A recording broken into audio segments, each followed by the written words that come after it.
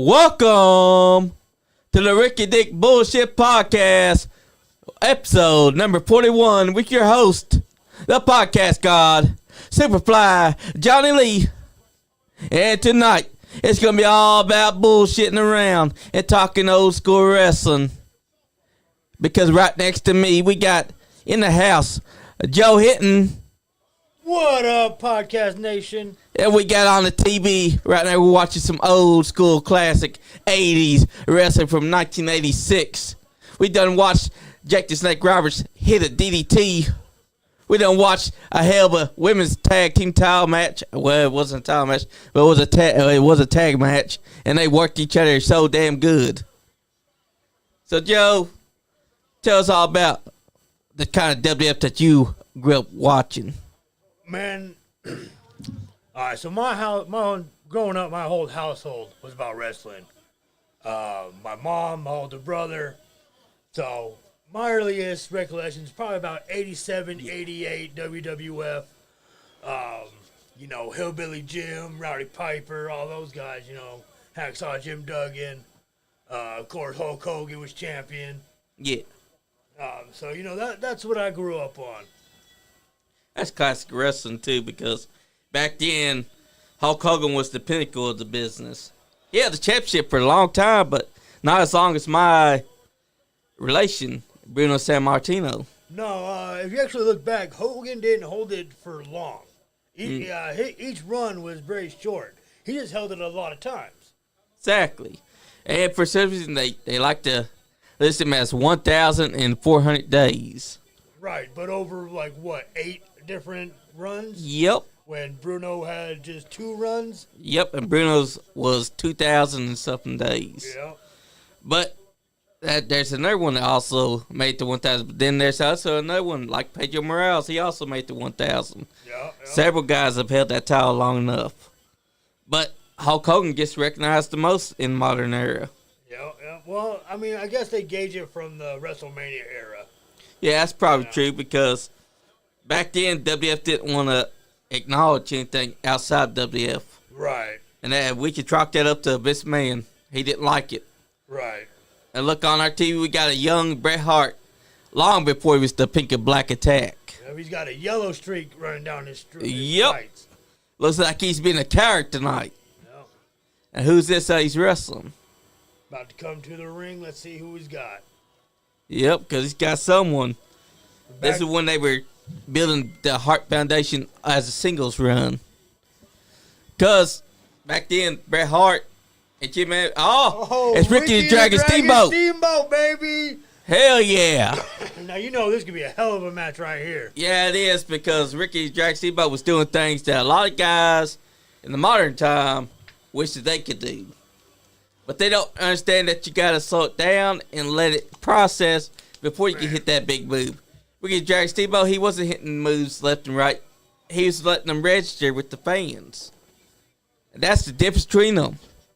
Right now we're about to see a classic match between these two because Bret Hart was yet to be the excellence of execution. Right, Bret Hart's just getting started. And meanwhile, we got Ricky the Dragon Steamboat, who has already been inside the business for what? About 10 years now? No. About 15 going on 20 at that point. Oh, damn. We're looking at a very young... he'd already had his run with Flair at this point. Yep, because this is 1986. And right now, here we go. We got Bret Hart taking it to him inside the corner. This is something that a lot of people need to go back and look, because look at this. We're seeing some classics. This is from 1986. Yeah, if you didn't grow up with this style of wrestling, go back and watch it. Anything, the prime time, the original main event, the WWF Superstars, all that pre-Raw wrestling. Go look that up. Exactly, because back then, this was the kind of wrestling that you want to see because it told a story. It didn't try to do move after move. They slowed it down. They let the fans register it. Look, right now, Ricky Dragon Steamboat is only just now taking off his jacket. He didn't have it off. Bret Hart took it to him inside the corner. And now he's finally getting it off, and they're taking their time to let the fans register what just happened.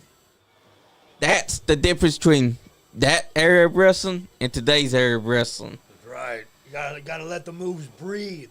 Exactly. Let the audience soak in what they just saw. Exactly, because when you have move after move after move after move, the fans ain't going to remember that. What they remember is that you just were being crazy and hitting a bunch of moves. They're not going to stop and be like, oh, damn, that's crazy. And like you said, when you're watching the move get done, you don't even get time to say, what the hell was that? Because they're already doing the next move after move after move after move. And that's just not wrestling. That's not fun for everybody. And then after they bust out them 5 quick moves, the opponent's right back on their feet. Yep. And it kills every single move they just did. Made Exactly. it mean nothing. Exactly. Because you got to make sure that the moves register. I mean, look at this. On this TV, we got Ricky Drag Steamboat and Bret Hart making this arm bar matter. Because they're not just moving to a next move. They're letting the fans register. They're paying attention. They're watching it. They're making sure that they're doing everything they can to keep those fans' attention. And you got Jimmy, the mouth of the South, out there at ringside on his megaphone doing everything he can to piss off the fans. Piss off the fans, distract the ref, throw Ricky off his game. Classic heel manager shit. Exactly, and that's something that we haven't had in such a long time. I mean, the closest thing I can say was a manager was Paul Heyman, Scott Diamond. There's been a few, Scott but Diamond, man, hey, that guy needs to be recognized. A lot farther than what he is. Exactly. He needs to be a lot more than just regional talent. Exactly. I wish that you could have gotten to see Gentleman Jim Chadwick because that's the epitome of a heel. I've heard that name. Yeah, he was one of those guys that ECW that were one of the guys came down and they said they wanted to do a promo off with him. He did an entire promo against them off the cuff. He didn't have anything written down. They even asked him, who does your writing for you? He says, nobody does writing for me. It came from here. That's a pro. Yes, it is. Pro. And he got to start with the Mountain Wrestling Association because he was doing commentary for them. Then he told them one day, I'm going to be a manager. And it came from there. He started coming out with the kendo stick, had it painted gold. He'd be dressed in elaborate gear, have his hair spiked up, sunglasses. He'd be coming out with anyone they had, and they got elevated right up. That's who Scott Diamond is right now in league with, because they're both on this level. We lost Jim and Jim Chadwick about 2013. Okay. And that sucks because he was Kentucky's longest running heel manager right there. One of the best to ever do it. That's who inspired this. The sequin jacket, nice. The hat, because he used to wear these. Nice. And he was one of those guys that didn't just stick to one style. And Scott Diamond deserves all the praise that he deserves because without him, guys like Ben Sheeran wouldn't be able to be a manager. There you go. That's why I'm thinking because his birthday bash is coming up. Oh, I can't wait for that. January 3rd. That's going to be a fun one. Hell yeah, it is because me and Andy and the guys, we were there for the last one. That was in 2023. It was January 2023. We came in there. We watched this. Diego, pardon me, Cam's brother, took a plunger up the ass by a wrestler who was inside the Battle Royal. And I think I heard an inkling of this story a little bit. Yeah. Trust me, that guy was trying to shove it completely up there. Oh, man. Diego didn't have a nice night that night. And we got to watch Scott Diamond have one last match. And after that match, he took off his boots. Bobby Doss, the big Doss man, finally, after so long, put aside the differences and saved Scott Diamond because Scott Diamond was being beaten up and attacked by someone else. Big Doss came out there and he proved friendship over everything. We all thought that he was going to put Scott Diamond on the chopping block on his way out. Didn't happen like that. It's crazy. That's storytelling right there. Exactly. Just like what's happening on this screen. You see they're still working that arm. They've not done anything besides work the arm. Yep. That's keeping the fans invested because it's telling a story.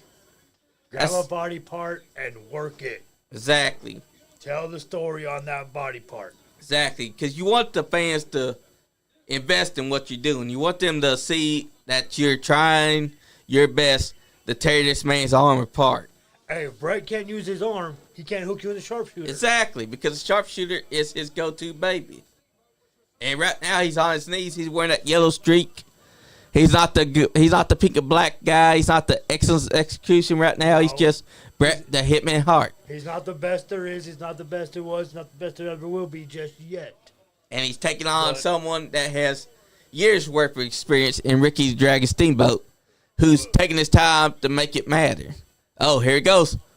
Oh, he went for something. Oh, super kick before it ever was being done 24/7. Hey, he didn't kick him in the chin. He kicked him in the nose. Yep. That's what you call height. Because he made sure that he was going to kick him inside the nose. That was a nice neck breaker just now. Now, see, Bret Hart's young here, but this is like showing us what would come. Yeah. He's still putting on a great match. Yeah, because pretty soon he'll start wearing the pink and black. That'll be about the late 80s. Yeah. And the Hart Foundation will be doing their thing. They'll break up for a while, but they'll come back together for the 90s.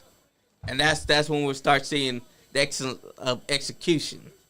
Because this is long before he becomes WWF champion as well, because mind you, they didn't yet see him as a singles champion. No, this is his first major singles run. Exactly. They just split up the Hart Foundation to have them each do a singles run. Yep. And this is basically like a feeder style, because they're making sure if Bret Hart could one day carry the company on his own. They did the same thing with Shawn Michaels. Shawn Michaels didn't hold the WWF Championship until 1996. By that time, he was well into his singles run. He had turned on Marty Jannetty in 1992. Yep. Super kicked him, threw him to the barbershop window. He held the Intercontinental Championship, but he had not yet held the world title. And when they saw that he could hold the title, that's when they finally greenlit him winning it off Bret Hart. Yep. And then we got the "I Lost My Smile" promo. And that's off events too. Like a whole wealth of history here. Oh yeah. Because right now we got Ricky Dragon Steamboat about to be suplexed from the apron into the ring. Oh! Ooh. Right to the back. And that ring ain't soft either. This is one of the old original WWF rings. Like they say, this ring here, it had no give like the ones that they had inside the 90s. No, if I remember right, hearing the stories, this is the one that cemented into the floor. Yes. And so the ring didn't move whatsoever. And it hurt like a sumbitch just to get body slammed or suplexed in. But thanks to them being on the road 24/7, they could handle it because their body got used to it. But for any wrestler that was coming in that hadn't worked that style before, it would be a sumbitch for them because they'd be, I'm telling you, broken back and everything. You had the kid, you had to continue. Yep. And those ropes ain't no joke either. You hit those ropes, think that's going to be something, it's going to tear your back up. Yeah, you just get bruises off them ropes, man. Exactly. Because this before they start having the gymnastics ropes that they have during the 90s. Like, these ropes have no give. You have to learn how to literally take you back into them and push on them. Yep. Oh, that was a nice counter by Ricky Dragon into a scoop slam. And now they're both down. Classic Wrestling 101. See, everybody just needs to go back and watch this match. Oh, they do, because it's on YouTube. It's on this channel here. Let me look and see. I think it might be WD Vote. No, it's by someone called Lou Gregory. It's from March 8th, 1986. This is where Jake the Snake Roberts made his debut. Hit that DDT on Jose. And it looked like a damn good DDT. No one does it like Jake Roberts. No. When Jake Roberts does it, it's like their head hits that mat and their body goes limp. And like he said, when they asked what does DDT mean, he said it's the end. Yep. And that's its definition. And he's right, because every time he hit that DT, it ended a motherfucker. Yep. His body would go limp. Oh, onto the outside, Bret Hart just dropped him onto his back. That don't look like regular padding out there either. Nope, that's the actual hardwood gym floor. They ain't got no padding out there at all to help them. Nope. So that has to hurt like a son of a bitch to be dropped on. But because Ricky Dragon Steamboat is a strong ass motherfucker, he can handle it. Now look at him, he's getting up. He's selling it. He's climbing his belly back in. Goes through the bottom rope. And immediately Bret Hart grabs him for another scoop slam. Here it goes. The running tight. Oh! Which was also Dave Boy Smith's finisher. Yep. That's actually the first time I've seen Bret do that. Me too. Because that's Dave Boy Smith's finisher was the running power slam. That's a big power move, and Bret's a technical guy. Yep. And now he's taking his fist to Ricky Dragon Steamboat's head. See, that's the difference between Bret Hart and most wrestlers. You know, this is the beginning of his career. You can see what would start the pink and black attack. Oh, look at Ricky's Dragon Steamboat selling it. He's up on his lower back. He's stopping. He don't want to lay down. And Bret Hart's like, fuck it. Going off the top rope. Oh, with an elbow drop, and he missed. See, that's classic wrestling 101. It's all about the story. And Ricky is still selling. Exactly. Ricky is still selling. And he's not gotten back up to his feet yet. He's just now to his feet. And there he goes. Finally throws a punch. Oh, classic Ricky and with look, the chop. Ricky doesn't have his full strength. He's still selling that he's tired, still selling that he's beat up. Exactly. He's got to get his momentum back. He's got to fight back to get that full strength. Exactly.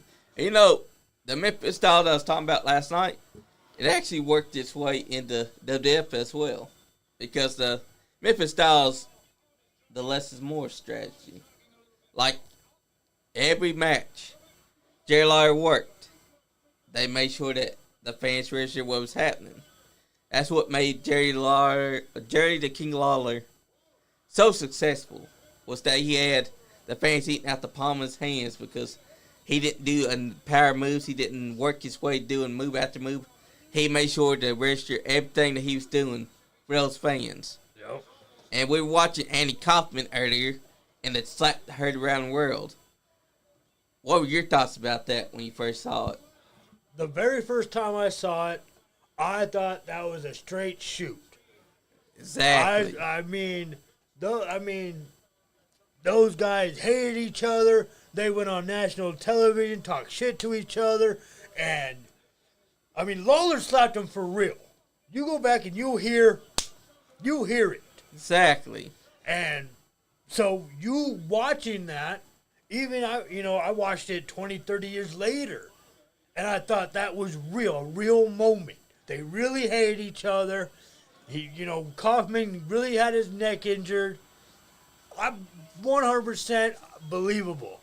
Exactly, because I guarantee that Kaufman told him, slap me for real. Oh, yeah. Because Kaufman was one of those guys that saw wrestling as like his comedy. He liked the kayfabe of the wrestling. And when he was out there for that interview, he played straight face. Yep. There was nothing about that said that him and Lawler friends. And even Jerry Lawler, he was working it too. He was making an angry face. You didn't think for a second that they were friends behind the scenes. I mean, the first 10 seconds of that clip, Kaufman's taking his time.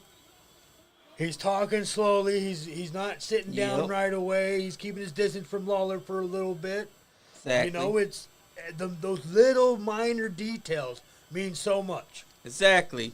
And then when the slap does happen, it's because they start getting to a heated argument there at the end where they're talking about each other's professions. Yep. And finally, Lawler stands up, hands on hips, turns around, slaps him. Like, fuck it, I can't. And Kaufman goes out of that chair. Fuck it, I can't take this guy no more. And Kaufman rolls out the chair and flops around, and I mean he stays on the ground for a couple seconds. And then when they come back from break, you see him. He's at first he walks back towards the table. He leaves the table. He's trying to say something to the camera, but then he stops. Finally, he goes over and starts going on to a tirade towards Lawler, calling him a son bitch and all this, and say "fuck you, Lawler," and "I'll sue you, Lawler." But all the time, keeping distance, keeping David Letterman in the middle of him, so Lawler can't get back at him. And then he grabs the cup and he dumps the water onto him. It was the perfect work because they had everyone believing it. Yes. It didn't even look like David Letterman believed it, but David Letterman was in on the work. Right. And that's what made it special because only those three were in on it. Like they knew what was going to happen. They knew how to sell it because they wanted to make big waves, and that's what it did. Even today, people are still talking about that slap heard around the world. Oh, man. And if you don't know about it, go look that up. Andy Kaufman, Jerry Lawler. Go look at the matches they had. Go look at the David Letterman interview. Go look at it all.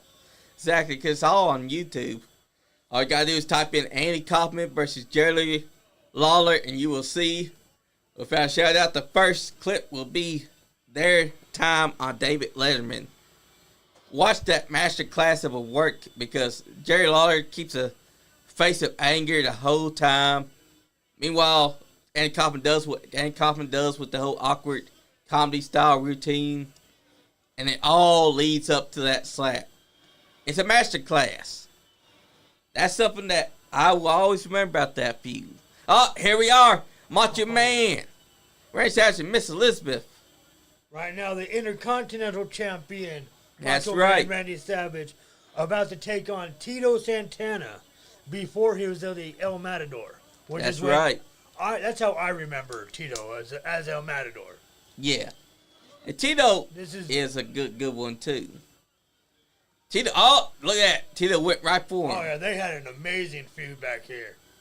Exactly. Look at that. He snatched off Randy Savage's headband and threw it. And Tito's the face here. Yeah. And he's trying to get at Savage and tear him apart before the bell even rings. Exactly, because Savage is playing the role of a cowardly heel that's done everything he could to piss off this man, Tito Santana. I remember when Randy Savage first debuted, they were having this talk about who was going to be his manager and trying to buy him everything, and in comes Miss Elizabeth, his real-life wife at the time. Like, that was a master stroke of genius because we got to see the ups and downs before finally getting that will she or won't she moment of I do. Yeah. Match made in heaven. And look at this. This also before he was Macho King. Yep. This is all the Macho King's look right here. And this before he starts putting on the cowboy hats and the sequin other stuff. He's wearing the sequin cape right now. He's talking his shit at the commentary table. And he's basically letting them know, I'm still going to be the champion by the end of this. And look, they even got cops trying to protect Randy Savage. Yeah. Oh, that crowd wanted to kill him at that time. Exactly. That's bad. That's back when wrestling was real because the crowd wanted to stab you and shoot you. Yes. Today's wrestlers would not understand. Hey, Scott Diamond would understand because Scott Diamond had lots of riots happen with people trying to kill him. But you know what? Scott Diamond always carries his gun in his pocket no matter what. And look at that championship. So beautiful. Man, they should have never changed that design. I mean, it's a good design, too. I'm fine with the championship that we have now, but nothing comes close to that towel right there inside his hands. I hated that oval design they did in the early 2000s. Yeah. I hated that belt. Yeah, they started that inside the Attitude Era. Yeah. Like it began in 1997 when Rock versus Triple H was happening. Hot commodity. Yeah. That's the feud that put both those men on the map. Yep. And then Mick Foley ended up coming in and making Triple H a household name. Yeah, he sure did. Like the match with him and Cactus Jack. Ooh. Royal Rumble. 1999. I know it was Royal Rumble 2000. And then finally, the Hell in a Cell that they had 2000. Yep. No Way Out. That match made Triple H a star. Yeah. Because he actually took real barbed wire to the face. This is before WWE started gimmicking the barbed wire. That shows how tough Triple H is. And that also shows Randy Orton's toughness because Mick Foley also put him on the map. Oh, yeah. When he took a thumbtacks to the back. And he did the same for The Rock early on. Yep. With that empty arena match. Yep. In 99. Like Mick Foley did a whole lot to put these guys over. He paved the way for guys that are inside the hardcore scene right now. And I think that a lot of guys should give him his flowers. And right now we're seeing Macho Man hasn't got inside the ring yet. Nope. He's taking his time. Oh, there he goes. He's finally in. And right he's back out. See, that's classic Carrot-Lee heel. Getting the crowd fired up. Now watch. Running. Goes in. Oh, right back out. Oh, look, he's continuing to run. Continue to run. Oh, Tito's got a foot. Oh, he's got him. He's pulling him. Tito's got him.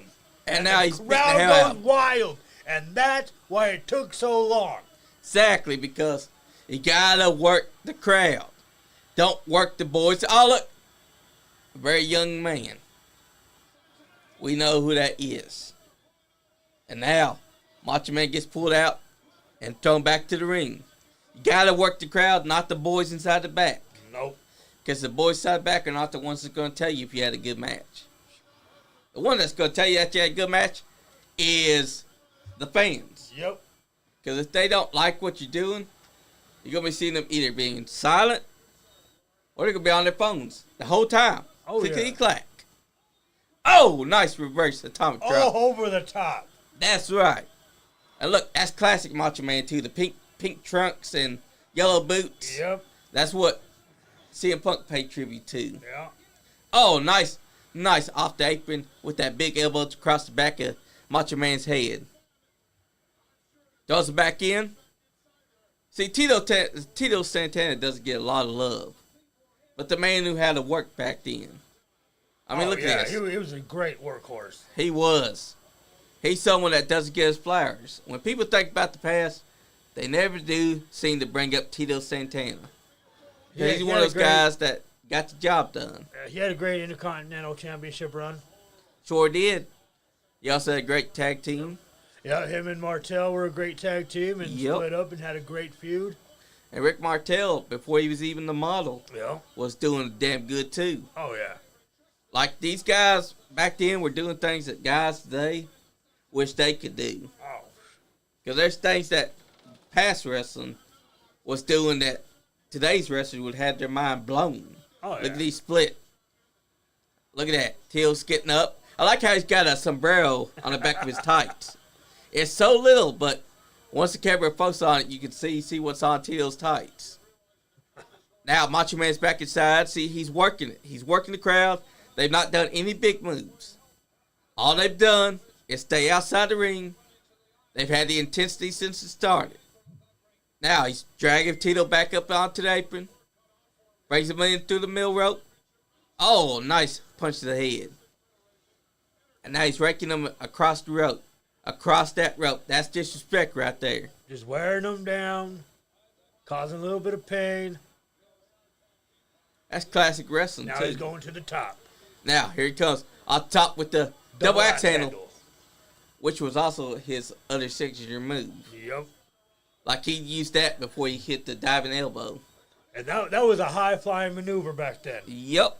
And the diving elbow was diving elbow was the best. Oh, yeah. Because he didn't do it like this.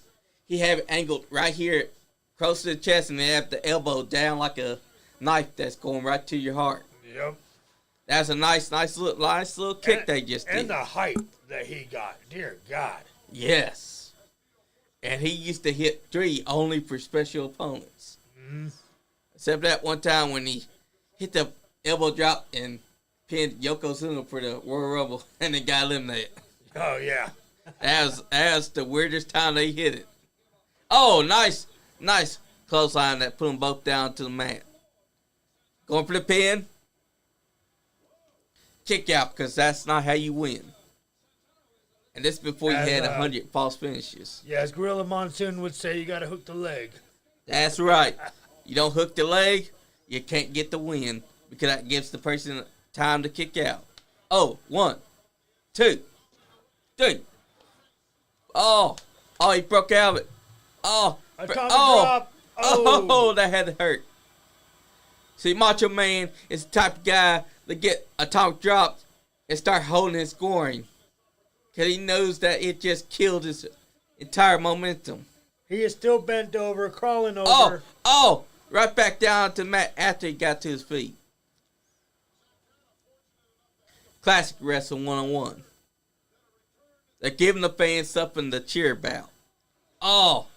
He stopped him before he could hit another double axe handle. He's getting the fans hyped up. He's hulking up. It's hulking up before it was hulking up. Stomp, stomp, stomp, stomp. He's just taking it to Randy Savage's head. But he pushed the referee away. This is a babyface that's angry. Nice. And that used to be high flying as well. Yep. Nice elbow drop. But see, you can't out elbow drop the one that does down elbow drop though. He's going for the leg. This could be bad. Could be going for the figure 4? No. Nope, because Randy Savage got out of it. Randy's smart. He knew if he stayed down. Off the apron with a chop to the back. Yep, right to the crowd too, because the crowd's getting a little bit of an up close view. Look at that. That backside of the ring, they're working it. That's how you do it. You get the crowd invested in everything that you're doing because they're not doing big moves. When they do the big moves, it's in between. They're working it by making the fans want to see them do more. Now look at that. Big clubbing blows to the back of the neck. Macho Man is in trouble right now. Tito threw the ref. Is Tito turning heel? He's calling it. The referee just called the cue. And Macho Man is out of there. That's right. Tito just messed up. He threw the referee down. Well, that's how you know you got a good feud cooking on your hand, when you got the baby face working like a heel. Exactly. Because the baby face just grabbed that referee and said, get the hell out away from me. I don't care about the rules right now. I want to get my hands on Savage and rip him apart. Exactly. And this was very early inside Savage's WWF career because he just debuted in 1985. Yep. And this is 1986 right now.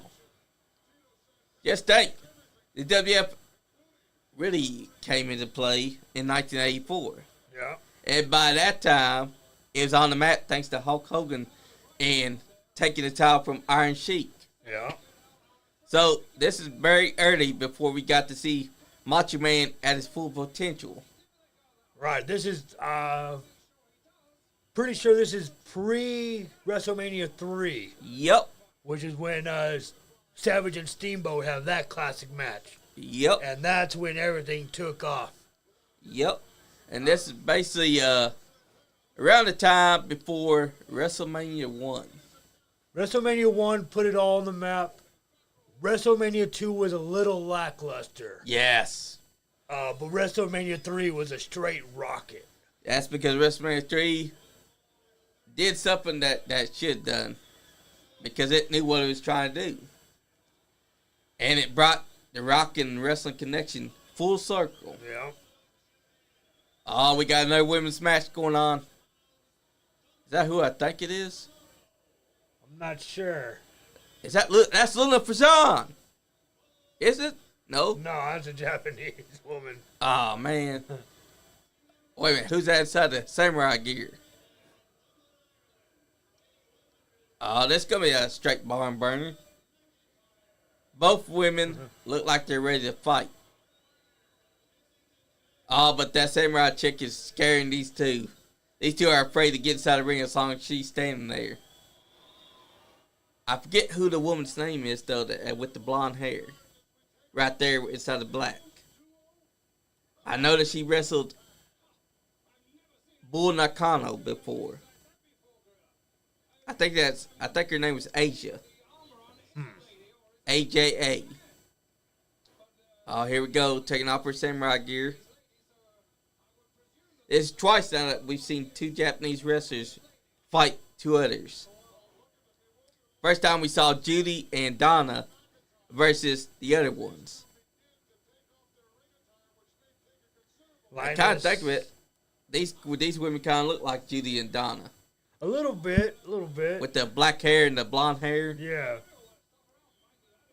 I think what we're seeing is two famous Japanese wrestlers that were wrestling at around that time. Because near one of them is Bull Nakano. Oh, that's Asia. Right there, that's Asia. That's who Bull Nakano had feuds with right there. Huh. That's her longest standing feud right there. So around this time, she was working for WF as well. Hell yeah. See, we're seeing some classic stuff that comes from the 80s. If people want to see this, they can see this on YouTube. It's March... What time? March 8th? Yeah, I think so. March 8th, 1986. Live from the Boston Garden. Yep. And that is, on the apron, Bull Nakano's most famous opponent. Because they had bloodbath feuds.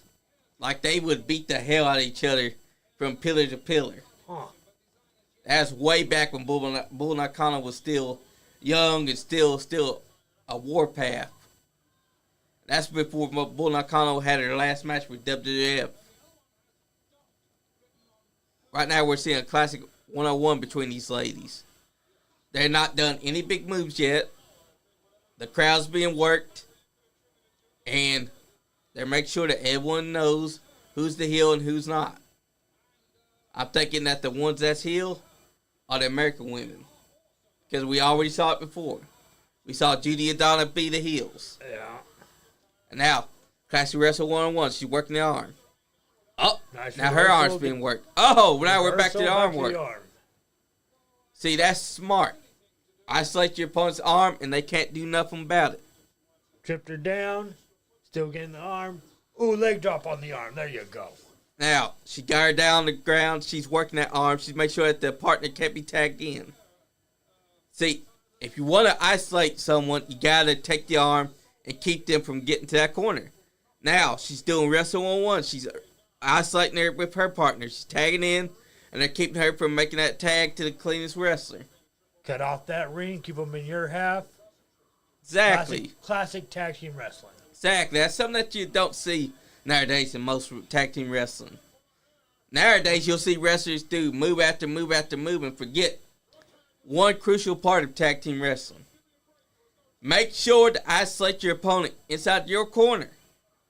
Because if you're the heel, you want to make sure that your opponent cannot make the tag. You want to make sure to utilize your partner and make sure that they cannot have their partner come in. Yep. Quick tags in and out. Exactly, because that's how you keep fresh. Do a couple of moves, tag out, catch your breath. Exactly. Oh, big throw. Big throw by Asia. Now she's got that whole, oh, she ain't scared at all. Taking Look at shots. her. She's taking it. Oh, big chop. Sends her right there and forced the tag. See, Asia's confident. She's already getting the fans riled up, arm pumped. She ain't scared of these two.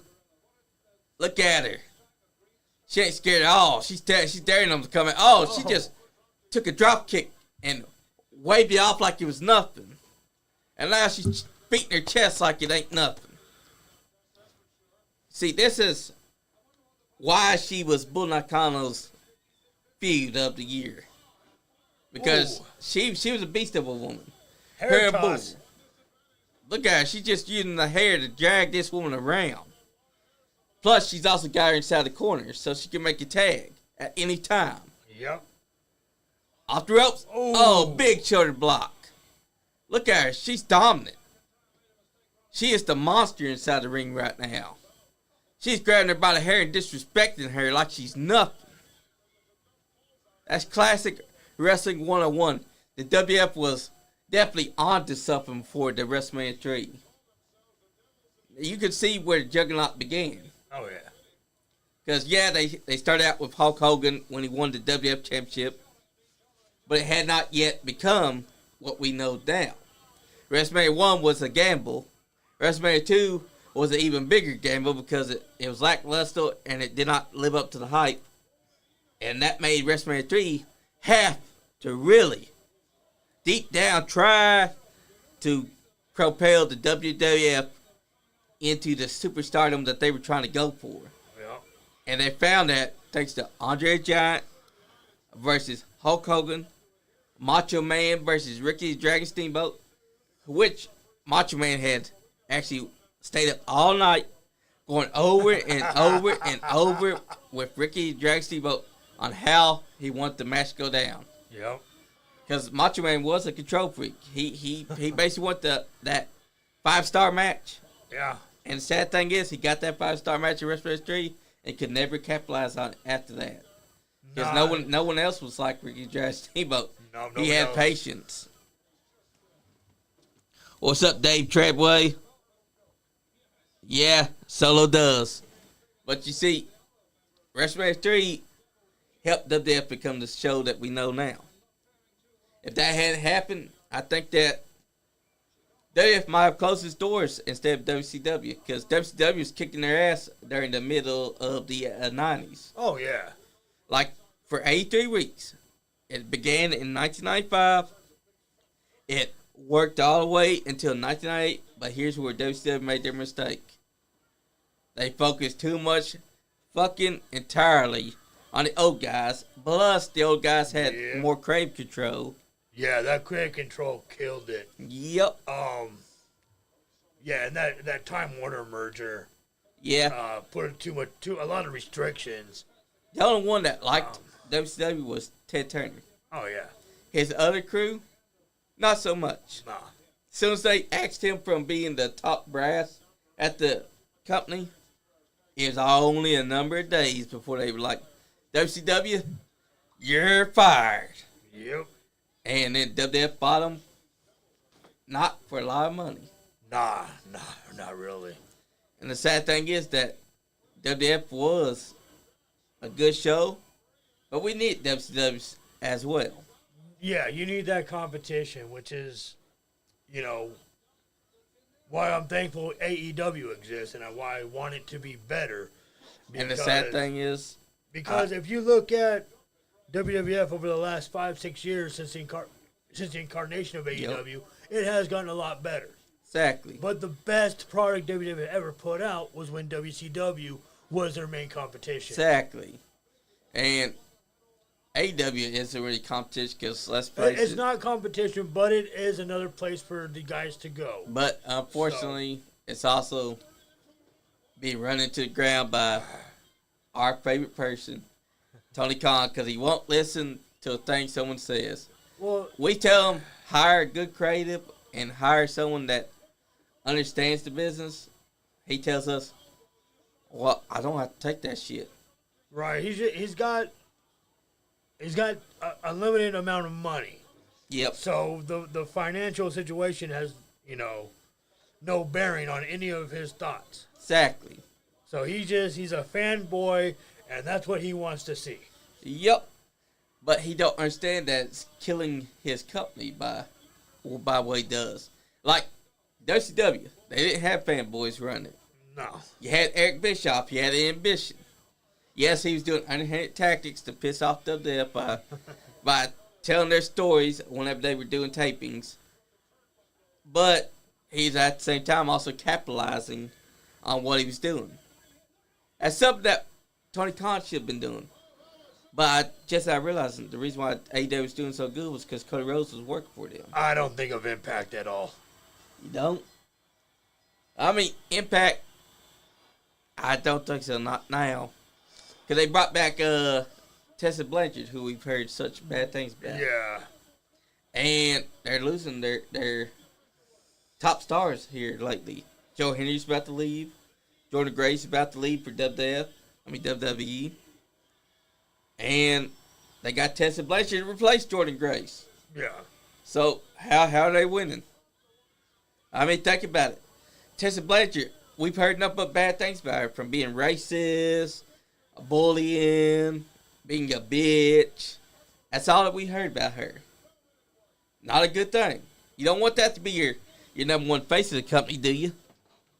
Now, Joe Henry, he made a star out of himself at number one. Oh, yeah. Spent so many times making himself even bigger than what he was. That I Believe in Joe Henry song, it gets stuck to your head.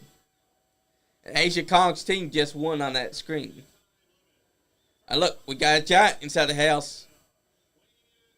Is that Mike Sharp? Yep. Yep. Iron Mike Sharp. See, we're seeing some classic wrestling right now. Classic wrestlers as well. This is before the WWF ever went mainstream. Before the WrestleMania 3, before WrestleMania 2. Because WrestleMania 1 is about to happen. Corporal Kirchner. I mean, WrestleMania 2 is about to happen. Because WrestleMania 3 happens in 1987. Yep. So, WrestleMania 2 has already happened. Yep. No, it's about to happen. Oh. The lackluster promotion is. When was WrestleMania 2? Was it in April or March? It would have been, I think it was April. Because isn't that what time WrestleMania's always come? No, sometimes it's in March, I believe. So it probably is coming up then. Because this is March 8th, well, it would have already happened if it was happening early March. But this is Iron Mike Sharp versus, who is this again? Corporal Kirchner. Corporal Kirchner. And that's a guy that disappeared right as WWF was getting bigger. Yeah, I think Slaughter came in and he went out. Yeah. I mean, I can't blame him. Slaughter was already gaining traction as a top dog, a top babyface. Yeah. And fans were loving his whole style. Oh, yeah. Like, I don't think that Corporal Kirchner took advantage of the whole USA thing. No. Because he's coming in as corporal, not a sergeant. Right. Whereas Sergeant Slaughter took over the whole USA thing. And that also helped him become a top heel when he turned into an Iraqi sympathizer. Oh, man. When that happened, it caused the fans to go ballistic. That was the time when Sergeant Slaughter was the WWF champion. Yeah. And he was coming out with his enemy, the Iron Sheik's former manager, and basically saying that America was a disgrace to him. And Iron Mike Sharp's right now laid out in a crowd guardrail because he got thrown into it. Look at him. He's selling. He's going to climb over it. You can't beat that. No. Now look, He's staggering. right back into it. Look at that. Yeah, and he's staggering. He's selling it. Oh, look at that. He's taking swings at fans. He can't see straight. Now he's going to climb it. I mean, look how big this man is. This man has to be about 6'7", 6'5", or 6'6". Yeah, Mike Sharp's a big guy. Yeah, and Corporal Kirchner is also pretty big. That referee is half their size. Now look, Iron Sharp's back inside. And still dazed. Still trying to shake off the cobwebs. He don't know where he is. Still selling everything that happened 2 minutes ago. Yes, Dave, WrestleMania 40 was on April 6th and 7th, and it was a great pay-per-view. I mean, I kind of understand why they did 2 nights of WrestleMania now. Because you got a lot of talent on the show. You want to showcase them. Yeah. And what better way than 2 nights? But what are your thoughts on them doing 2 nights for all the major pay-per-views? Too much. Because, I mean, what's next? Now WrestleMania is going to be 3 nights? I mean, yeah. Exactly. It was too much when they went to 3 hours. WrestleMania, I'll let them get away with doing 2 days. But all the other pay-per-views need to go just 1 day. Yeah. 2, maybe 2.5 hours. Maybe not 3. Yeah, because WrestleMania, it can go 2 nights because it's their biggest spectacle. Yeah, I mean, WrestleMania can last a whole week, you know. Exactly. I mean, but between NXT, you know, Raw, SmackDown, you know, whatever.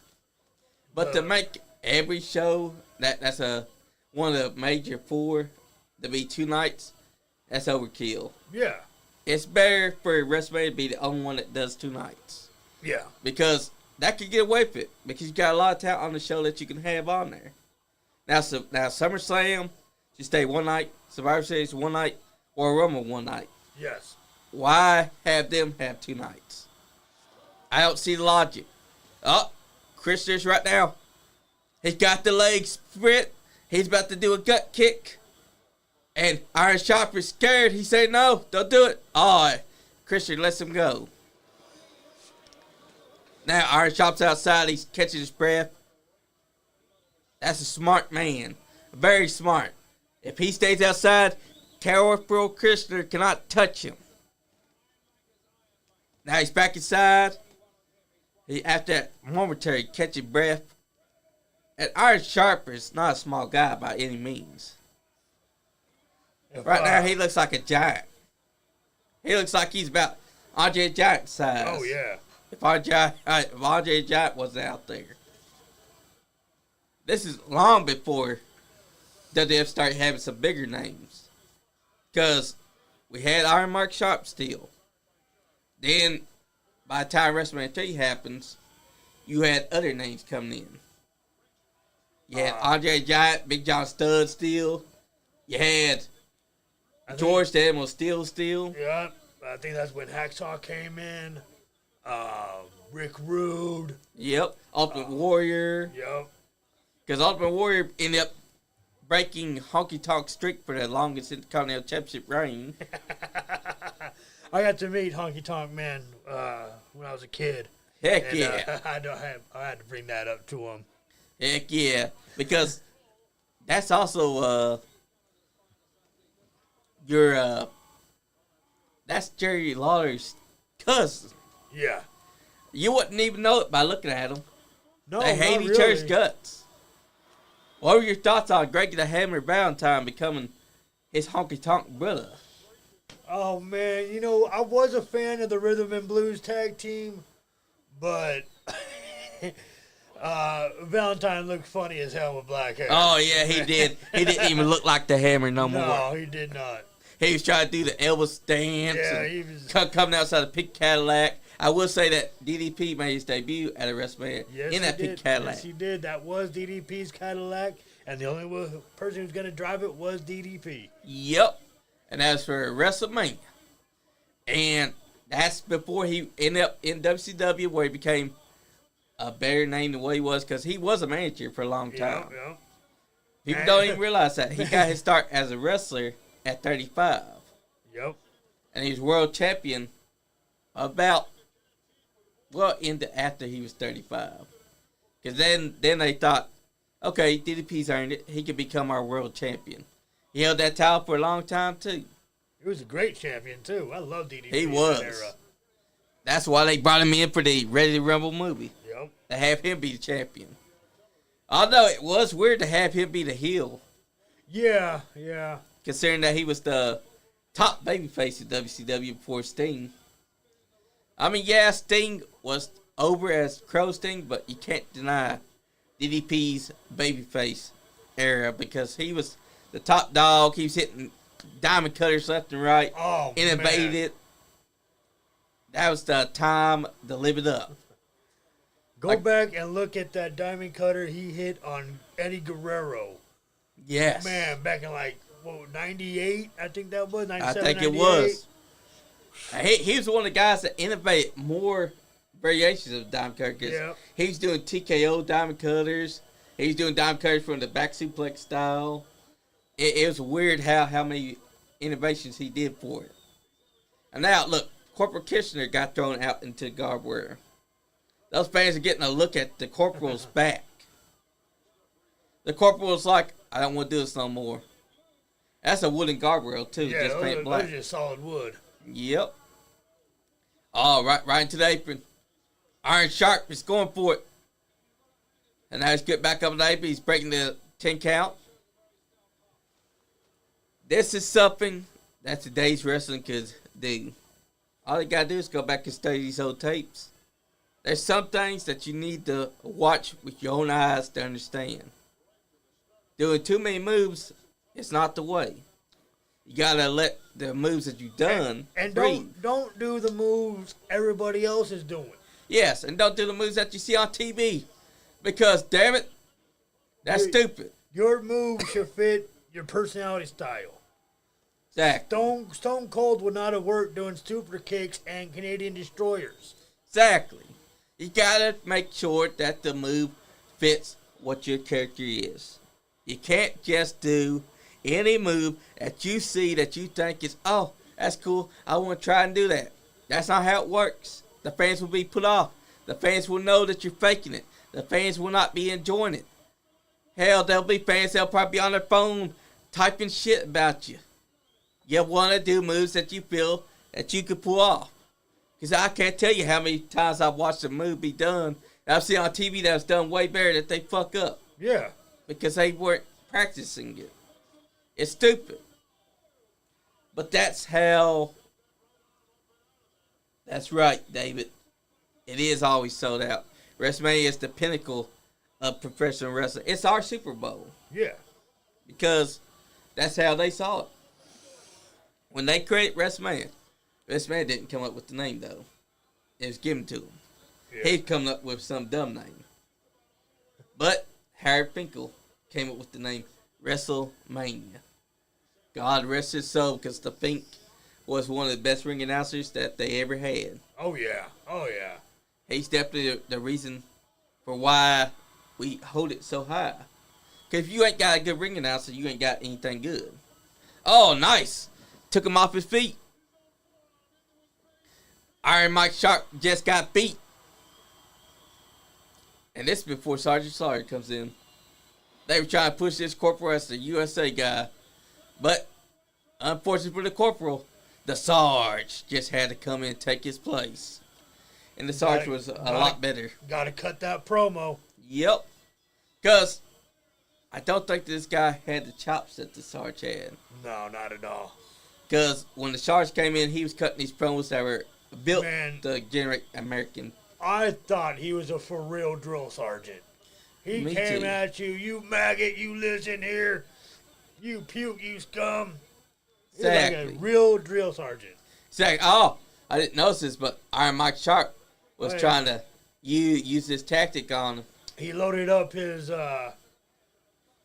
forearm cover there. Yep. And then the Corporal countered it with this. By making him hit himself. Bam. Why are you hitting yourself? Yep. That was his mistake. He loaded it up, and the Corporal used it against him.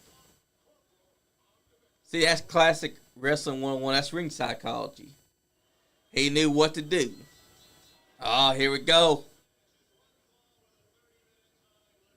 Another classic tag team. No, this is a match. Love that red coat that he's got on. Trying to remember what tag team it is. I mean, wrestler it is. What was his name again? Barry O. Oh, that's Barry O. Wow, what an unassuming name. And who's this that he's taking on? Is that Hercules? Yeah. No. No, it's not. Who is that? I didn't hear what he said. I forget who this is, but I know that this guy is also a good wrestler. Yeah, big boy. Yeah, he is. And for a guy his size, he was doing things that other wrestlers couldn't do. He's basically a monster type heel. And Barry O is someone that's underrated. Even though his name is weird because it's just Barry O, he could get it. He could do it inside the ring. Oh, nice back body drop that just sent Barry O to the back. And look at this guy. This guy's just taunting him. Showing off those big old arms. That's about what Kane's arms used to look like. Yeah. Except Kane was considered the strongest wrestler inside the back.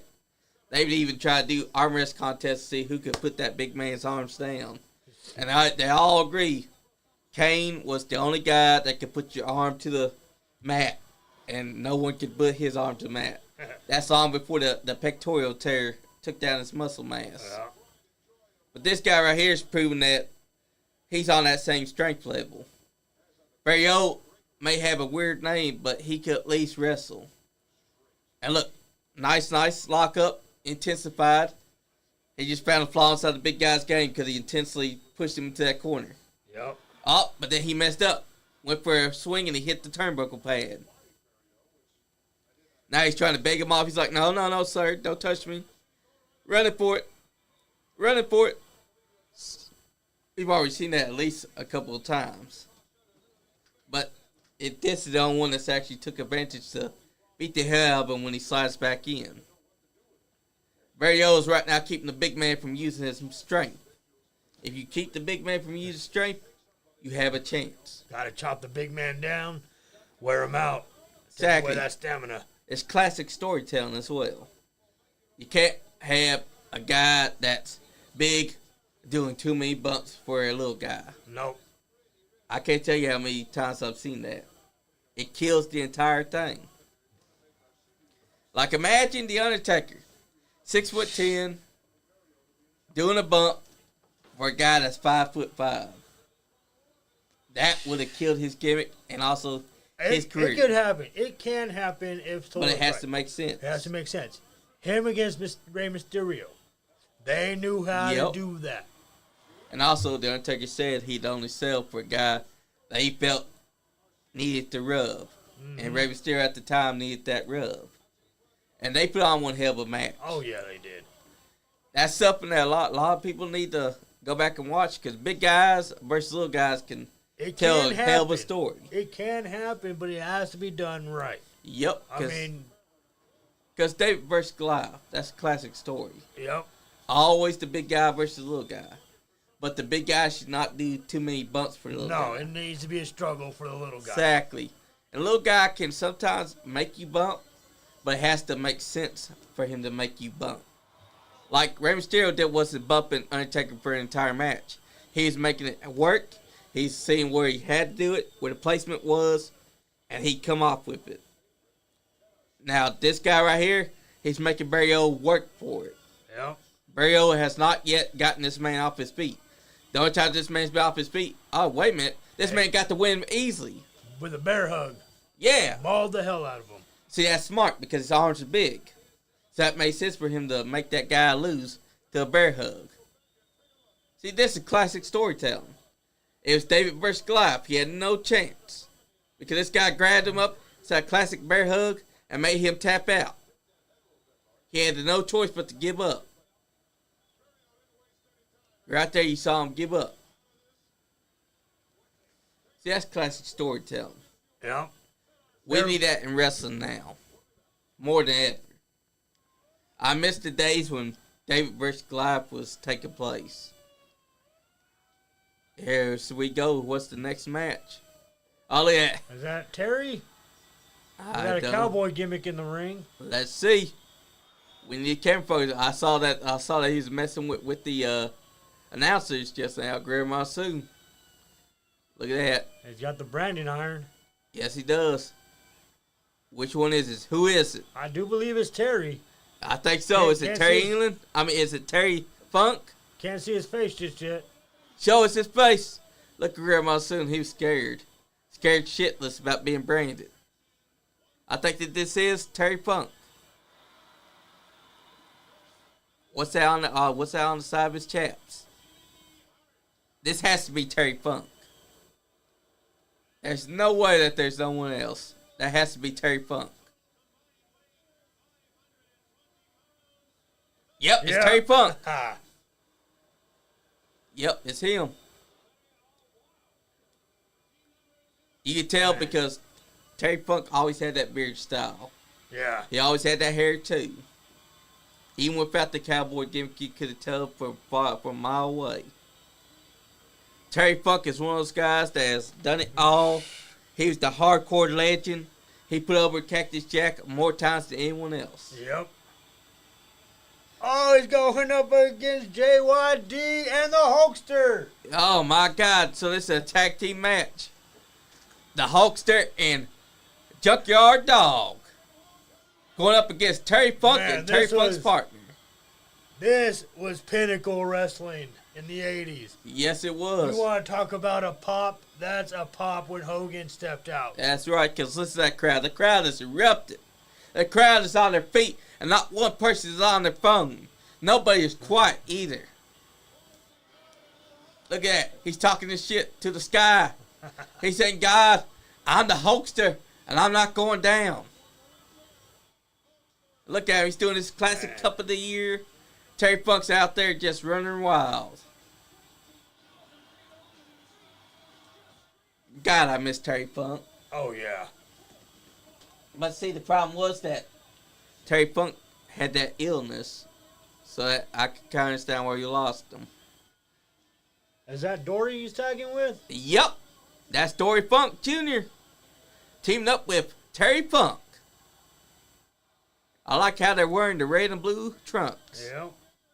Meanwhile, Hogan's at a disadvantage. Look at his ribs. Yeah. They're taped up. Whoever he's just got in a feud with did some damage on his ribs. I think that... That was too early to be Earthquake. Yeah, it had to have been... I think it was King Kong Bundy. Might have been Bundy, you're right. Because King Kong Bundy was at this time running Ramp Shot, and he was having matches at WrestleMania 1 and 2. Yeah. I won't forget the time when he wrestled a midget and squashed him. Little Oh, headbutt from Junkyard Dog. Oh, man. Tagged out. Oh. Shot to the gut. Yep. Headbutt to Dory. Classic Dory Funk. Oh, look at that. He got scared of Hulk Hogan trying to punch him. Oh, and then he walked into a punch. Now, he going to oh, look, he got the brain out. He's like, don't make me brand you. Junkyard Dog, man.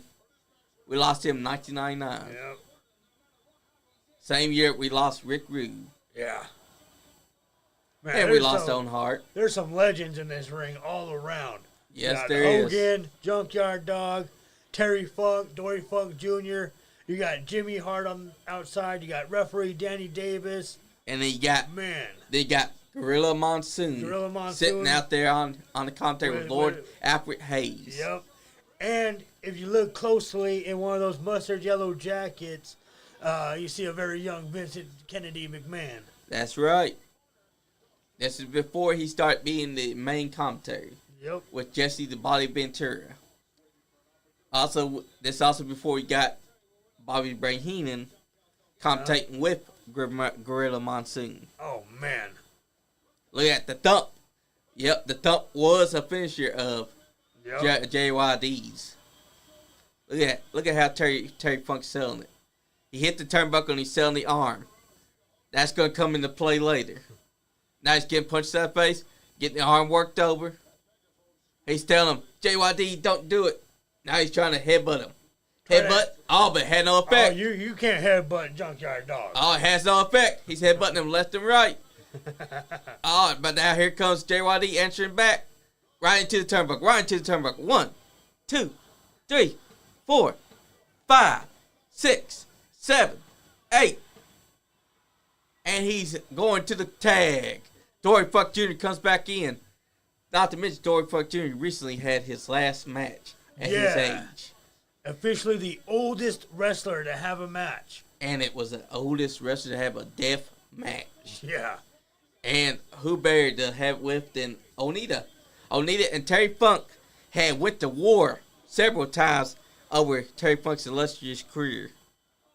Not to mention they had the best exploding ring death match. Oh, yeah. And that was inside the mid-90s. That's what AEW tried to copy. But you know what happened? Oh, man, that little sparkler that went Yeah. off. They tried to literally do the Onita versus Terry Funk death match. And I watched a little bit of that match. I give it up to Moxley. I give it up to those guys. But if you're going to have that match, you need to bring the finish. Yeah, because... Or you can't have that match whatsoever. Yeah, because don't have it at all. That sparklers, that was dumb. Because when you see Eddie Kingston cover him... Yeah. No, it was Kenny Omega, I think. Yeah, it was Kenny Omega. He covered him, and the sparkles happened. No explosion, just sparkles. Yep. You're like, these guys are fucking stupid because they're all acting like a fucking explosion happened. The difference between that and what happened with Onita versus Terry Funk is that they set it up so well that when Onita's beating the hell out of Punk trying to wake him up, And he looks up at the clock and he sees the clock ticking down to 0. He throws himself over top of Funk. And then right then, boom. There's like six concussion grenades that go off. Yep. And it all is perfectly timed. And it looks so damn better than what we got in the year 2020. Yeah. It was not a good look for AEW.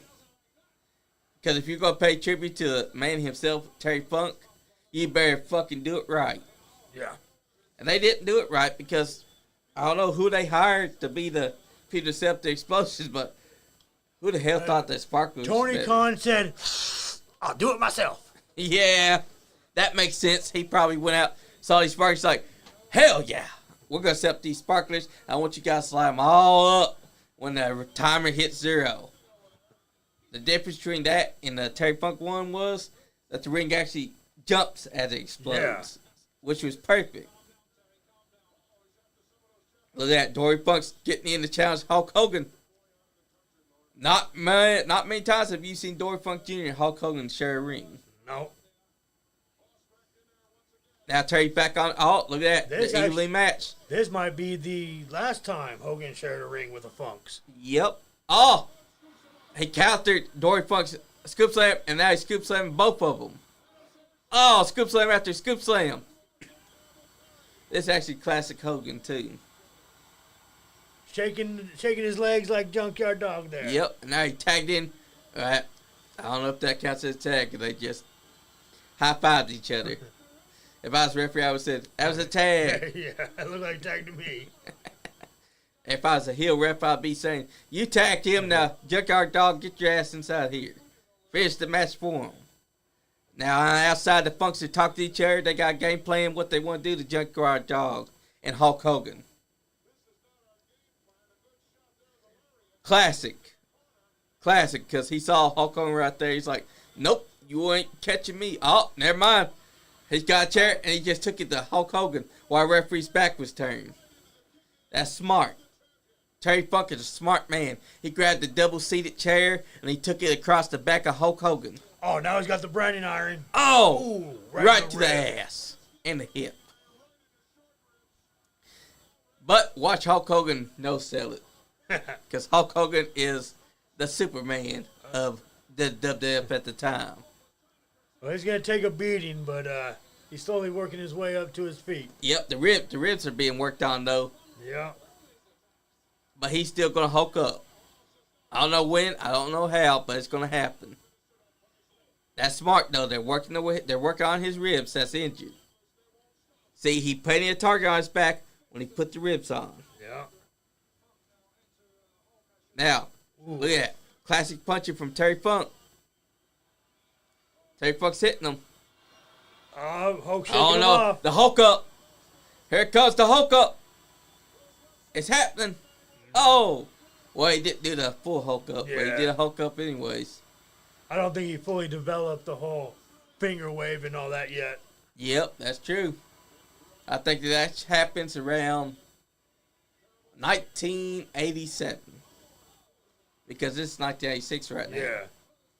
So I think by that time, WrestleMania 3, is when the figure waving finally comes a full circle. Yeah. Terry Funk's going to tag in Dory, but Junkyard Dog's there. Too late. Terry got the tag. It's classic wrestling because they're telling a story. There's been isolation. Hulk Hogan's ribs are taped up. He's at a disadvantage, but he's still hulking up a little bit. Danny Davis doing his thing. And Terry Funk and them are looking A+. Nice European uppercut. Now, the isolating Junkyard Dog, that's what you got to do inside this match. Keep him in that corner. Quick in and outs, like we said earlier. Yep. And now, took him off his feet. Couple of double team moves. Hogan comes in, the ref is distracted. Take advantage with the double team. That's wrestling 101. Definitely for the heels. Now, he's grabbing him by the hair. See, Junkyard Dog doesn't get enough credit either. He was a great baby face. Oh, yeah. The fans were behind him 101. Oh, yeah. That was a nice back suplex they just hit Terry Funk with. Now Terry Funk's turning around. He's trying to go for Hulk Hogan because he's confused. But then he realized, oh, wait, that's not Dory. Terry Funk tried to go for that headbutt again. And that is also Junkyard Dog's headbutt. He ended up in the wrong corner, trying to ask Hogan for a tag. And now Hogan's tagged in. Oh, there he goes. Hogan's doing it. He's hulking up. Punch to the head. Punch to the head. The Funks are at a disadvantage right now. The Ric Flair bump. As we always call that. Oh. And Terry Funk's right now sitting on the middle rope.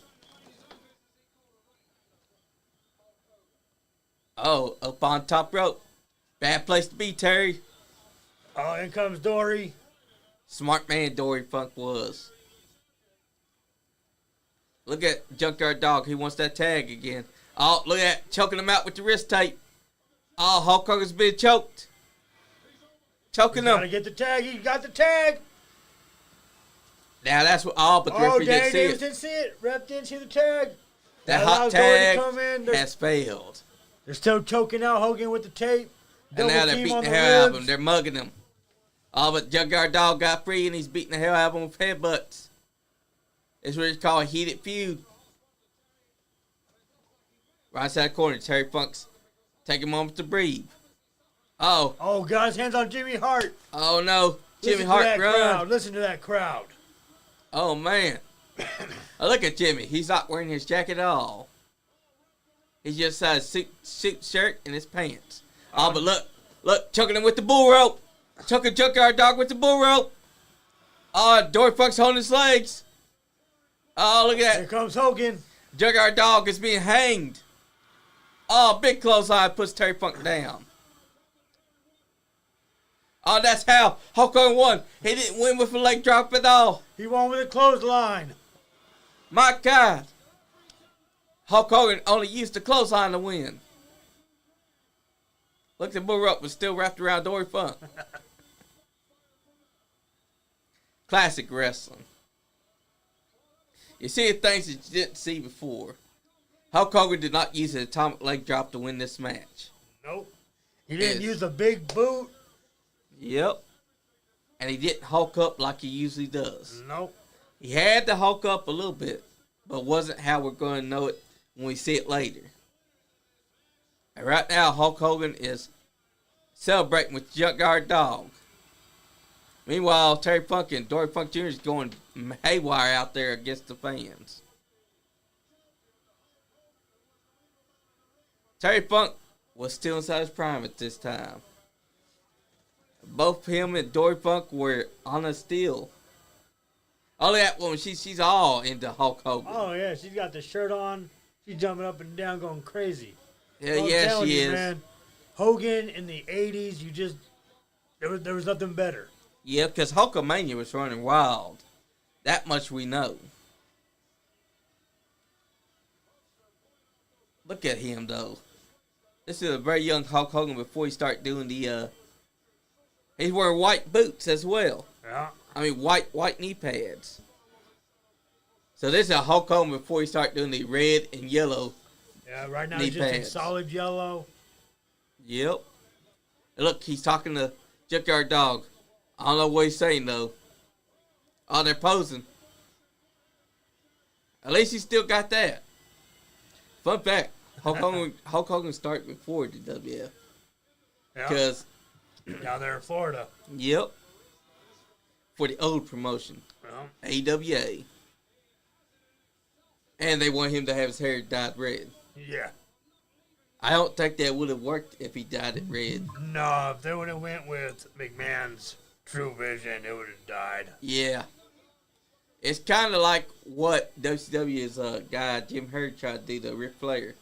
When they said, we're going to change your name from Ric Flair to Spartacus. Yeah. You're going to dye your hair red. That would have killed Ric Flair's career right there and there. Yep. And I don't know what the fuck he was thinking with that one. I guess because he didn't like Ric Flair. Ric Flair definitely didn't like him. I haven't heard too many people that do like Jim Herd. Yeah, not a lot of people like him. And it shows because why would you name the biggest star of the 80s, besides Hulk Hogan, Ric Flair, Spartacus? Why would you change everything about his gimmick?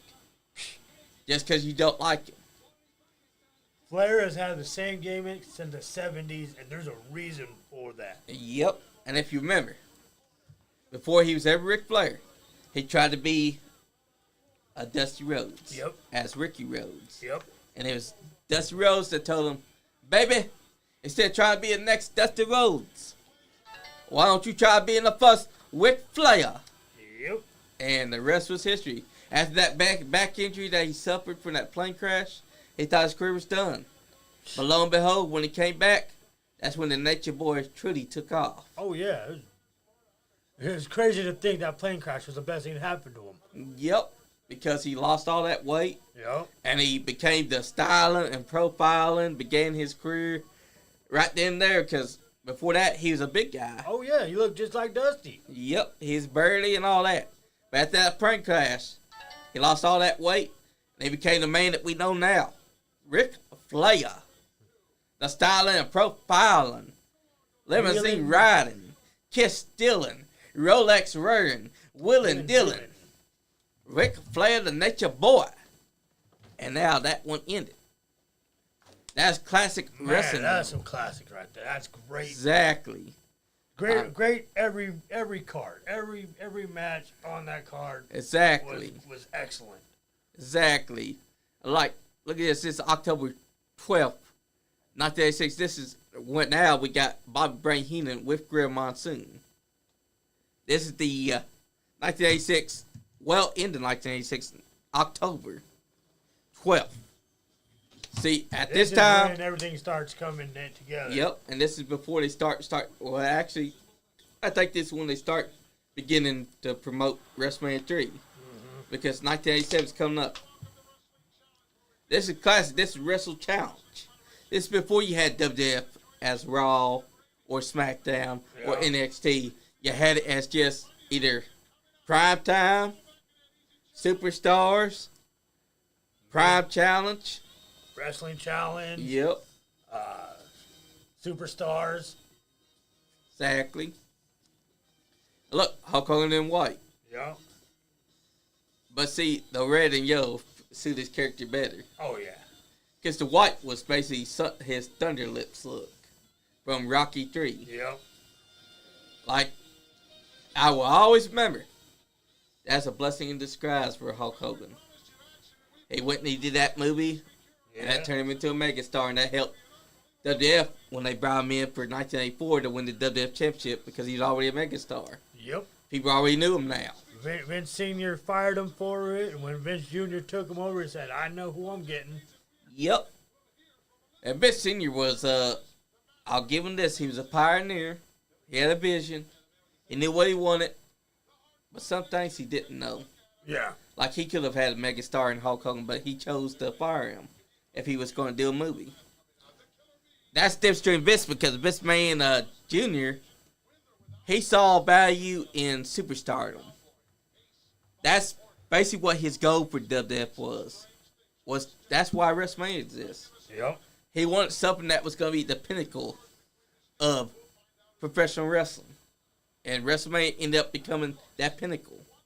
He took a big chance on WrestleMania 1. Oh, yeah. Oh, yeah. That could have...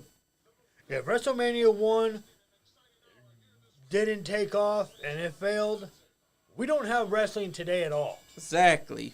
Because that was a big gamble. Right. WCW doesn't go to Monday. It stays Saturday night doing its little thing. Exactly. Oh, look, Billy Jack Haynes. That's a name that I ain't heard in a long time. Nope. That's another classic legend. And look at Macho Man still sporting his Macho King look. And this is before he ever became Macho King. Because he became Macho King around 1988 or 1989. Yeah. And then he would stay that gimmick until losing the crown and becoming the Macho Man that we see nowadays with the cowboy hat and the tassels. Yeah, yeah. Look at Miss Elizabeth. She's styling and profiling herself with that sequin. It just reminds you that wrestling could still be this if wrestlers would understand that doing move after move after move after move does not help you invest into it. Right. Like, you gotta let room breathe. Let the guy that just got hit with a big move sell that move for a while. Then attack with the next move. Invest in the crowd's emotion. Yeah, because it's not the boys inside the back that tell you if you're doing good. It's the crowd around that ring that's going to tell you if you've done an A-star match. If you focus only on the boys side back, then you're not a wrestler. Right. Look, he's wearing yellow trunks. Someone should have told this man, hey, Billy Jack, Hulk Hogan is the yellow trunks man. I guess at the time, Billy Jack Haynes didn't give a shit. I mean, he is a legend himself, actually, after all. Yes, he is. And he probably didn't see any value in let Hulk Hogan be the only one wearing yellow. But the yellow trunks was synonymous with Hulkamania. And look, he's a big guy, too. Look at him. Oh, yeah, Billy Jack was huge. Macho Man is just a tad bit shorter if you look at them from a close-up. And look at him. He's using his power and strength to take Macho Man over. You know what? Andre the Giant didn't like Macho Man. Nope. Because of Macho Man with that baby oil. No baby oil! Someone tell Diddy that. And Andre the Giant was a hell of a man, too. Him and Princess Bride. Oh, yeah. That's a master class of acting. Oh, yeah. Like, that's one of my favorite wrestler movies with a wrestler inside of it. Because it's Wrestling 101. He played his part well. He's Fezwick. Yep. He's a good character. You felt emotion through the character. And also, he's a great actor. It's a perfect role for him. Like, that's one of the things that made you realize a wrestler inside a movie could be well. Then you get Hulk Hogan inside a movie. Hulk Hogan's just being Hulk Hogan. That's before we got Roddy Piper in They Live. Yep. Hell of a movie. I recommend people watching that. Yeah, if you haven't seen They Live, that movie still holds up. Exactly. And I think it still says a lot about today's society. Exactly. And also, his other movies that he's done in, he did a great job as well, because during that time, he was making the Waveside movie scene. There's a great movie he did with Sam Fatu called Power Driver. Yep. And that was a good one as well. Well. Roddy Piper is one of those first pioneers to do movies, besides Hulk Hogan. And Andre the Giant was perfectly cast for his role as well. Yeah, Also did commercials. Oh, yeah. But according to Hulk Hogan, he killed Andre the Giant. Because Andre the Giant body slammed him, and then just a few months later, dies. So who the fuck was that was there in 1993? Was that a fake Andre the Giant? Did he buy a puppet and put it inside the ring for all of us to look at? I mean, Hulk Hogan is still a legend, but some things that he said has people hating on him. Oh, yeah, Hogan does say a lot, and you gotta take it with a grain of salt. Yep. Because they gotta learn how to separate Hogan and Terry Bollea. Right. Like, they gotta treat them both as the same. Well, I don't think Terry Bollea exists anymore. Me either. Yeah. Because Hulk Hogan has been the life of the party. Yeah. Same thing with Ric Flair. Right. There is no Richard Flair. No. God bless Reed Flair's soul, because Reed Flair was supposed to be the next Ric Flair. Yeah. He was already styling and profiling just like his dad. Yeah. Then we lost him in 2013. And the reason why we got Charlotte Flair is because she wanted to pay tribute to her brother. And that's how we got Charlotte Flair. It was a hell of a story, too. Yeah. Then we have to deal with stories about Ric Flair, too. But I think people got to understand that some wrestlers have done some shitty things, but you can't deny what they did inside the ring. No, you gotta separate the art from the artist. Exactly. I mean, same with McMahon. Say what you will about him, and I agree. But I mean, if you're a wrestling fan, you gotta give him his flowers. Gotta give him that respect. Without him, Stone Cold Steve Austin wouldn't have become the biggest name in our industry. Man, you don't have anybody. Exactly. I mean, we probably still dealing with. Probably the territories would have dried up, and there probably wouldn't really be wrestling. Exactly. Plus, without Vince McMahon, the feud with Austin, he wouldn't have become the biggest star that he is. Yep. Because he would have fizzled out afterwards. Because Vince McMahon was his heel. His top heel they feuded with. There was no Austin without McMahon. Nope. Because the Austin McMahon era, it was one of the best eras because it was a wrestler rebelling against his boss. Right. Who don't want to flip off their boss, give him a stunner, and drink a beer and spit in their face. And people could say things about Vince, but they got to understand, there's a difference between Mr. McMahon and Vince McMahon. Mr. McMahon helped propel Austin to the forefront because he feuded with Austin. Vince McMahon's a shitty person, but Mr. McMahon was a shitty person in storyline. Right. But I think that it kind of started this legacy for people where they heard the stories. Now, everybody can say what they want about Johnny Ace. Fuck that motherfucker. Because, he innovated the Ace Crusher, a.k.a. Hey, that's Dr. Death Steve Williams. Yeah, that's him. No, that's Billy Jack. Billy Jack? Yeah. Damn, he looks like fucking Dr. Death. He does. Damn. Dr. Death needs to change his face now. But, as I was saying, Johnny Ace may have created the Ace Crusher, a.k.a. the Diamond Cutter, but he was a shitty person. And the sad thing is, he don't got the talent that his brother, Road Warrior Animal, has. No, I mean, he had a great mind for behind the scenes, I give it up to him. But, for the things he created, for the storylines he created, for the But he was a really shitty person, Dave one. Yeah, he is. He once told AJ Lee that she wasn't fuckable. He told her nobody's gonna want to watch you out there inside the ring. You're not pretty enough. And there's other people that's actually came out and told stories about where he's definitely like JR. JR was head of talent relations, and he said that John Laurinaitis did everything they could to try and take his job. That he was pestering Vince McMahon 24/7, every day, every night, trying to get the job until finally Vince was like, all right, I'll give you a job. And you know what he did with that job? When he brought in the divas, he would hire girls that had no wrestling experience. Yeah. Girls that he could fuck. Pretty much, John Laurinaitis used his position just so he could further his own game, not because he wanted to be there. Jim Ross loved the job because he's responsible for a lot of our guys that we know, like Mick Foley coming in. I can't forgive John Laurinaitis because he was not like Road Warrior Animal. Road Warrior Animal, his brother, that man had talent. That man had character. That man you still talk about today. Oh, yeah. But John Laurinaitis, you can only think about how this man thought that he could be a wrestler, but when it didn't go his way, he's like, you know what? I'm going to become backstage personnel. People power.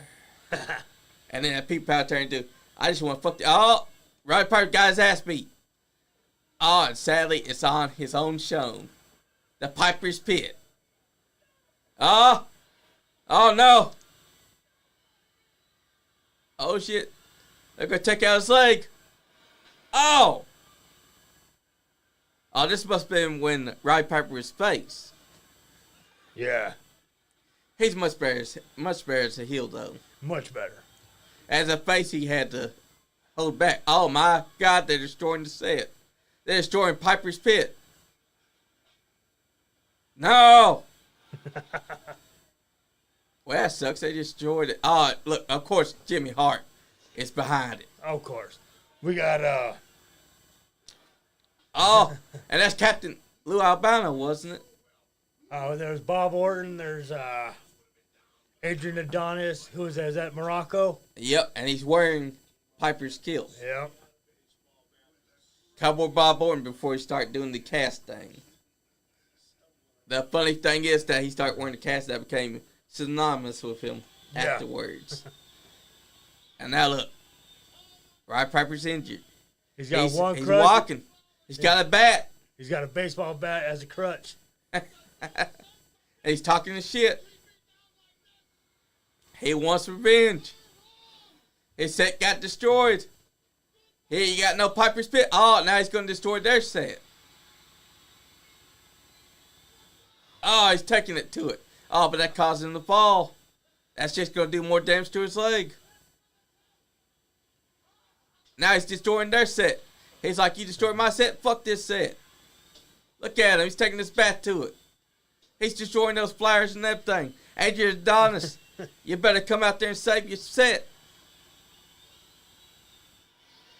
Adrian Adonis was a classic wrestler, too. Oh, yeah, he was.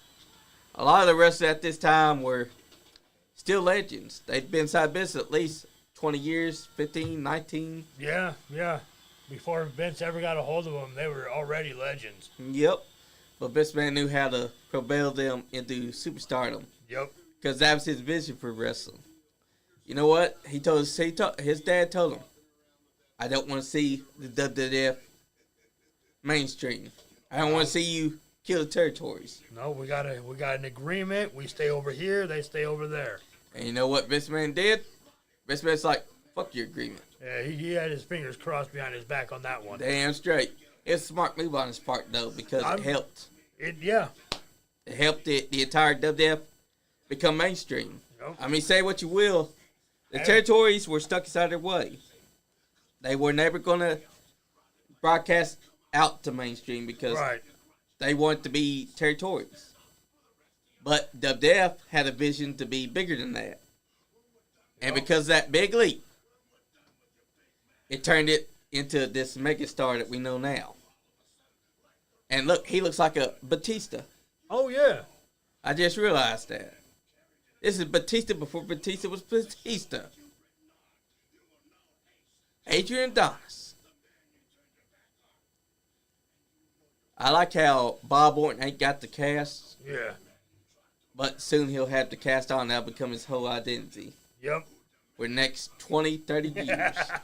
He's still walking around with that cast. Yep. No matter what, you're going to see him with that cast. I think it's become part of his personality now. Yeah. Yep. So I guess that worked out. Because that helped him when he was heel. He could just act like his arm was always broken and use that heel in matches. Yep. Here's a classic interviewer. I forget what his name was, though. I have no idea who this guy is. Yeah. I think at this time they had Mean Gene, and they had a few other people that were being ring announcers inside back. Show us his name. Yeah, they're not doing the nameplates on this one. Yeah, because, of course you know who that is. Oh man, that's when they're going as the machines. Yep. The giant machine and super machine. And Yep. And the giant machine was Andre the Giant. Because at that time, they had him wearing the mask and being their big guy, their big muscle. Yeah. And this was when they were treating him like a big threat. And it's funny that we saw Andre the Giant wrestle before this without the mask. But then they would have him put on the mask to be Giant Machine for the machines. And he'd do something different from Andre the Giant. Yeah. But he still had the same look. Just the mask. Yeah. And that was well after he did the body slam with Big John Studd. Big John Studd had that money. He said no man could body slam him. Yeah. And Andre the Giant body slammed him and started throwing around the money and everything. That's classic megastardom right there. That's way before they start becoming WrestleMania 3. It just shows you what wrestling started out as. And you know what? Howard Finkel was a big reason for WrestleMania being WrestleMania. Oh, yeah. And Pat Patterson was and big. No! Man. That's right. And also, you also had Pat Patterson come up with the name Royal Rumble for Royal Rumble. Yeah. Because at the time, Vince McMahon was coming up with a stupid name. Oh, we seen him before Barry O. Yeah. Is that the Killer Bees? That's the Killer Bees. Yep. Oh, Butch Cooper. That's a name that you didn't see often inside WWF. The Killer Bees you did, but not Cooper. This Barry O, I will give him this. He did have to look to him. But I think that name held him back. Yeah. And the little pose he does. Yeah. Yeah. They should have gave him a new name because Barry O and them have to do quotation marks around the O. It doesn't work. Yeah. As for the Killer Bees, I'm glad that they took they took their mask off. Oh, that's right. Because I think that this was after they got a mask. And then they start wearing the mask only for the entrance. Yeah. Although they do got the look to them, I will give them this. They got the star power to them. Barry O, I'll give him this as well, even though he's got a name that holds him back. He's got the talent. Yeah. It had potential. But the name was holding him back. He could have been right up there with guys like Barry Windham. He would have been right up there with Bobby Eaton. Bobby Eaton, Terry Taylor. That's right, and Terry Gordy, Michael P.S. Hayes, and even Gibson. That's a good promo that they said. That's back when they were doing the camera feed promos. Yep. Now, Barry, I think that's holding him back too. The rainbow pants. If only he had a name that was Barry Seal. I mean, Barry could stay, but O, that's a whole backer. That's like a enhancement talent name. Yeah. And he's clearly not an enhancement talent. He looks like someone that you'd be treating like a star. Like you'd be having him fighting off against guys that you could feed him to. Now Kid B gets in. Off the top rope. Oh. Working that arm. Drop the elbow on the arm. Go back to the arm wrench. That's right. Now, here we go. Tag in. There we go. Back to the arm. That's how you do it, though. That's classic 101 tag team wrestling. Oh, but he caught him. See, Barry O had the strength. Yeah. But that name just holds him back. Like the guy right there that they just tagged in, his name holds him back because that's not exactly a name that catches your attention as a wrestler.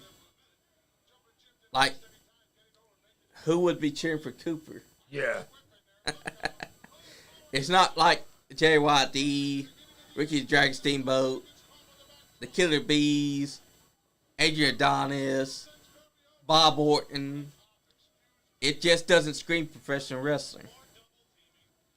There's a nice Irish whip. Nice drop kick by Killer B. And look, of course, Cooper was the one that lost. See, Cooper was the enhancement talent. Because Barry O got protected. I will say that there was times where wrestlers would beat the hell out of each other. Oh, yeah. Like, my favorite one is Sid Vicious is Dan Spivey beating this Blackwell guy's ass because he thought because it's inside his hometown that he shouldn't lose. So every time that they did a move, he'd get right back up like it was nothing. Finally, Dan Spivey and Sid Vicious, they got tired. They threw his partner out. They told his partner, you stay the fuck out of the ring. It's between us and that motherfucker. And then they spent the entire match just beating the hell out of him.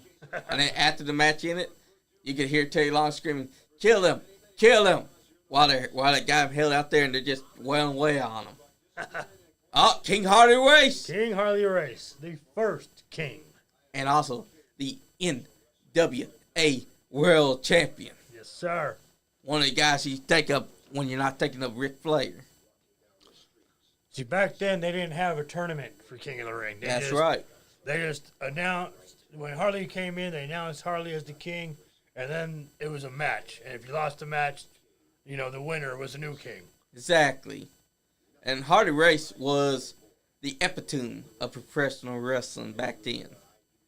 He looked like a legit strong man. And he was as real as they get. Oh, man, yeah. Harley Race was a tough son of a bitch. Yes, he is. He was the one that invented the diving headbutt. A move that he regrets invented because of Chris Benoit. Yeah. That's because Chris Benoit would do it and suffered brain damage, which we wouldn't have known. But Harley Race is the man. He is the GOAT of professional wrestling. And he is the man that made every word that he spoke sound legit. That's something that a lot of wrestlers can learn from. Because he is what he believes that he is. Listen to every word he speaks. Go back and look at Harley Race's promos. Look at Jake Roberts' promos. They're not out there hooting and hollering and being as loud as they can. Exactly. They're drawing you in. They're low. Their voice is low. They're speaking softly, slowly. They're drawing you in, and the words they're speaking just they dig into your soul. Exactly. They capture your mind. As soon as you hear the first words of the promo, you're already thinking about it. Oh, there's Merrill. That's another good name. Oh, there he is. Nick Kiniski. Kiniski. All right, look. The Heart Foundation's back out here. Now they got some pink stripes on them. They're starting to develop their look. Yep, the pink and black attack. I think this is when they finally start saying, this looks good on us. Let's stick with this. Oh, look. Brett's name has 2 T's right now. That's before they shortened it down to just Brett with 1 T. Yeah. Jim Neidhart, though, you got to give him credit. He had the look, and he stuck with it. Yeah. That goatee, be evil maniacal. Jimmy Hart, mouth of the South. You can't deny that he was a great manager. Jim Neidhart's the reason why I wanted a long goatee. Yeah, because Jim Neidhart had one of the greatest goatees of professional wrestling. Yeah. And he put it to good use, too. He'd grab his beard and he'd just be laughing at evil maniacally.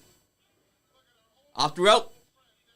I think this is when Brett starts saying that he's the best there. No, it's going to be a little bit after this. Yeah. Because right now he's just Bret Hart. I don't think he starts saying that until the Hart Foundation really breaks up. Yep. And he really goes on his singles run. Yep, because they break up around late 80s, and then his single one begins early 90s when he wins the WWF Championship. Yeah. And then he starts saying to the microphone, on the excellence of execution, on the best there is, the best there was, the best there ever will be. And Jim Neidhart at the time was still doing tag teams. Because he's a tag team guy. No offense to him. No. But he didn't have the star power of Bret Hart. No. That's why he needed a guy like Owen Hart to be his tag team partner, or someone like Dave Boy Smith to still be his partner. Yeah. Like Dave Boy and Owen Hart, they could do singles runs because they had it. But Jim Neidhart is more of a tag team specialist. And there's nothing wrong with that. You are who you are, and now I'm a big Jim Neidhart fan. Exactly. But I mean, he's just not a singles guy. That's all there is. Exactly. Not like his brother right there, Bret Hart. Because Bret Hart had the look. And look, there's the tag team finisher, the heart attack. Oh, but look, the other guy's partner didn't come in to save him. See, that's why you're a jobber. You didn't come in to help him. Damn Kiniski. Nick Kiniski. Didn't come in to help him at all. Look, he didn't even try to help him when Bret Hart attacked. Look at him. Dude, you could have saved your partner. You didn't even do it. The heart attack got hit and he just stayed on the apron. I think the other guy needs to turn on him now. That's the worst tag team partner you could ask for. There's Danny Davis still as the referee. That was a patented heart attack that they pulled off. That was the classic Hart Foundation tag team maneuver.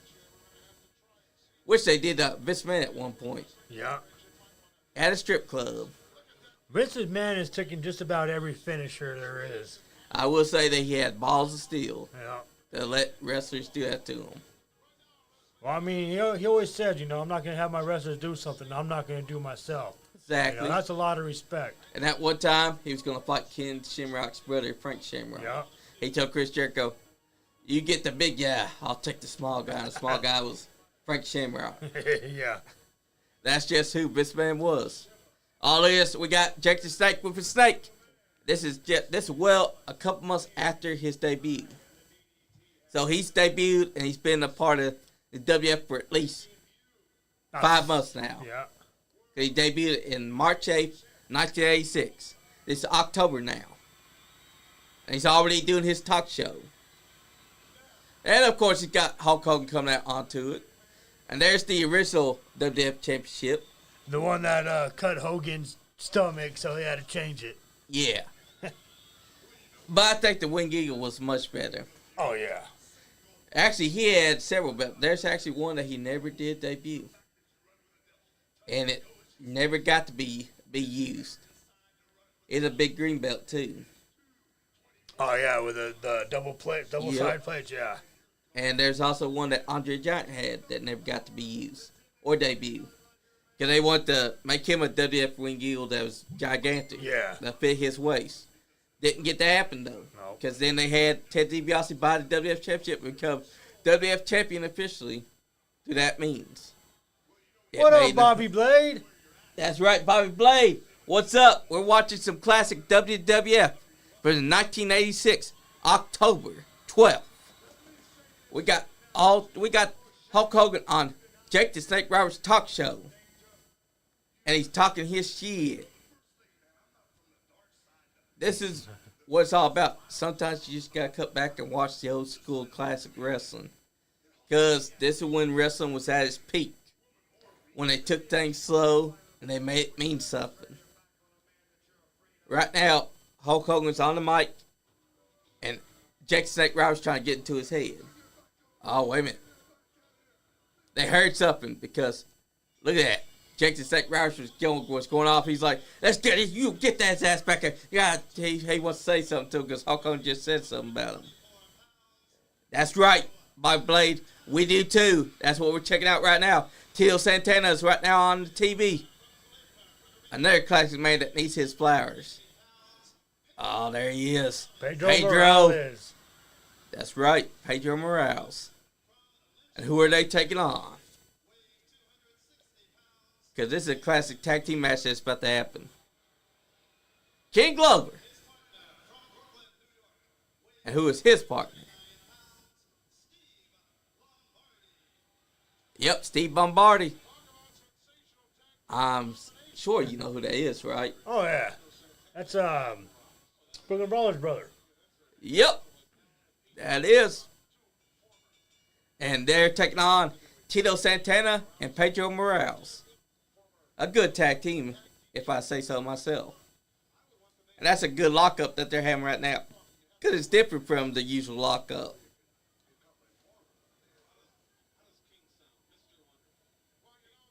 Hey now, Marty Clay. Oh, I got you, Clay. No, you were talking smack on Clay? Hey. You were talking smack on Clay. What do you got? Stan Sierra inside the studio. I don't care who's in the studio, man.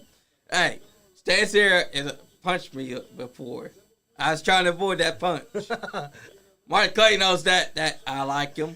You know what, Marty? Normally I would, but since it's his birthday week, I'm going to hold off on the slaps, all right? Also, that's your birthday present. I'm not going to slap you. Also, Stan Sierra doesn't know that Marty Clay has his number anyways. Stan Sierra's too busy sitting here being cocky and confident that he's going to beat Marty Clay again. Now, he doesn't realize that Marty Clay's got yet another secret that he's waiting to use on him. I mean, he already showed us the dead man's curve off the top rope. Yeah. It's effective. And you know what? Stan's been sitting here saying that Marty Clay's a high-flying guy that's obsessed with it.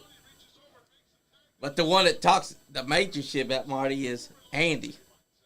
Because that's Stan's #1 fan. I had to do what the boss asked. The boss asked me to put over Stan huge. Stan's going to lose, and he don't even know it. And Marty Clay's the real AEMW champion. All I'm saying is Stan cheat. Now, which one are you going to say is the true winner? It ain't Stan. I'm a big Marty fan. Same. Okay, me and my son both are big Marty fans. I don't know too much about Stan Sierra, but he's a champion for a reason. Well, he cheats. Does he get the win? Does he get his hand raised? Does he walk home with the title? Yes. But he's got that weapon. I understand. If he didn't have that weapon inside that War Games match, Marty Clay would have had the win. Because Marty Clay hit the dead man's curve and he pinned AJ Alexander. But before that 3 could hit, Stan gets up with the bat, hits the guy that was on top, and then busts Marty Clay open. And then he didn't even try to pin Marty Clay himself. He was scared to pin Marty Clay. What does that tell you about the world champion? I think that's good. I'm not fighting you on this. He might be a coward. He might be. I'm not. Like I said, I don't know too much about him, but I know he gets his hand raised at the end of the night and he goes home with that belt. Yeah. Now I do hope Marty Clay takes it from him, like he said right there. He has held the title before. He said right there he's gonna take the title back from him. And Marty, I hope you do. I believe in you. He is going to take he has held that title before. Stan called it a fluke, but who do you think held the title before Stan? Well, it's Marty Clay. And Stan can try to say John Noble got Marty to win all he wants, but Marty Clay won fair and square. And every time Marty Clay's met inside the ring with Stan's had to cheat to keep the title. That's why he teamed up with Kyle Maggart. Kyle Maggart's also a scaredy cat. He teamed up with Stan Sierra because he knows that if Marty Clay has a fair chance at both of them, Marty Clay's going to be the champion. You know what happened? Stan's always got that bat. Always got to have that bat or he's got someone inside his corner. Well, that just has Marty's going to have to be double quick and have eyes in the back of his head, and he's got to know that weapon's coming. Exactly. And you know what happened inside War Games match? Stan, like a coward, hit up there inside corner while Marty Clay was dealing with AJ Alexander. He took AJ Alexander off the rope, onto the mat, and what did Stan do? Stan waited for that moment to get up after he'd been cowering for so long inside that corner and take the bat down on the Marty Clay's head. That just shows you what the world champion looks like. He's a coward. I'm not disputing that fact. I'm not disputing that fact. And then when he's here at the studio, he sounds confident about what he's going to do.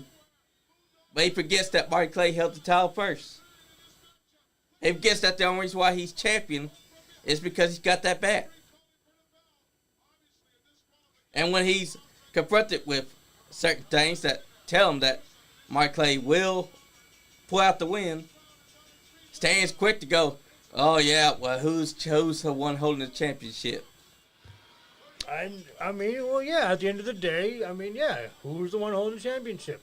That means, Marty's just going to have to train double hard, put in extra work, and just know that bat's coming and, be ready for it. I think Marty Clay should hit him with the avalanche dead man's curve, like he did AJ Alexander. I'd love to see it.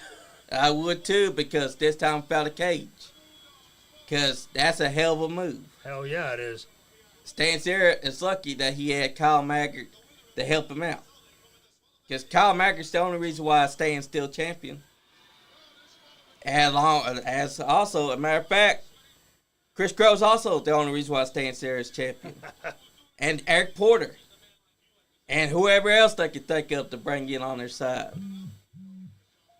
It all depends on what next Stan's going to do.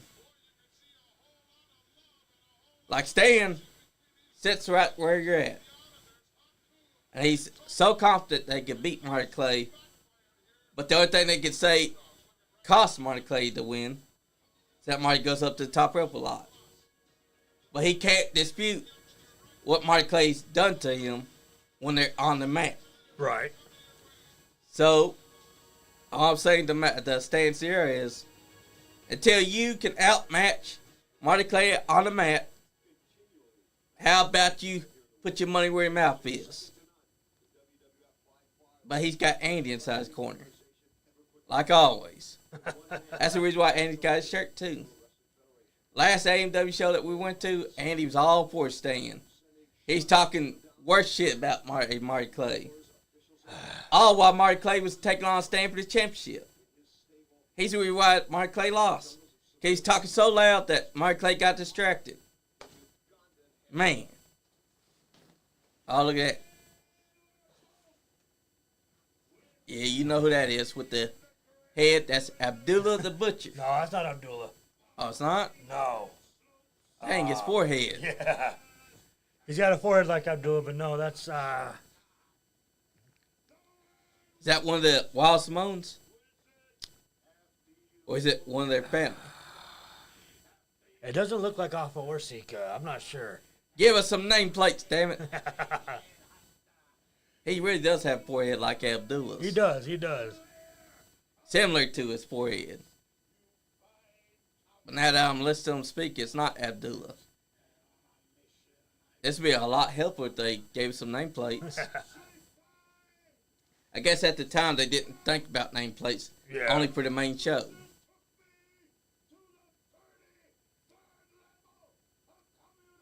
But look at that.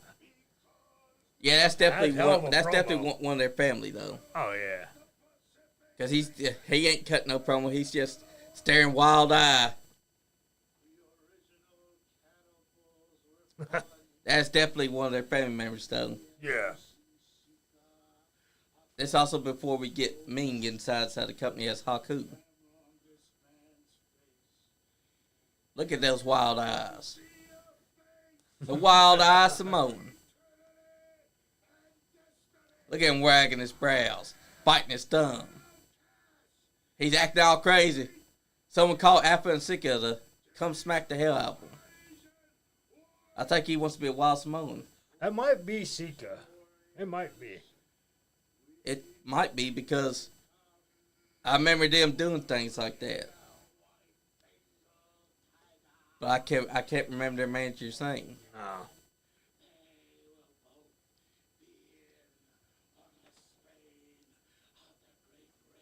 But look at him.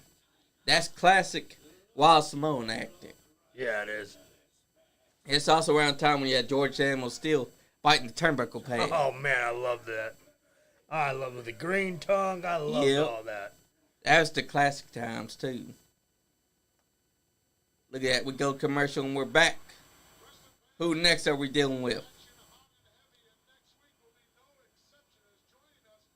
Oh, King Kong Bunny. Big John Studd. Yep. Studd was no slouch either. Nah. Hillbilly Jim. That was my man growing up. When I was a little Still kid. alive. Yep. Last time we saw him, he was at the Converter Super Show. Nice. And they did the hillbilly dance with Terry England. Oh, porn or... The Birdman, Coco. Yep. Classic wrestling. And she was a beautiful woman, Miss Elizabeth was. Oh, yes, sir. Oh, look at that. Trying to slap him awake. Oh, these are highlights. Yep. Highlights from the matches that's already happened tonight. That was a nice drop kick, though.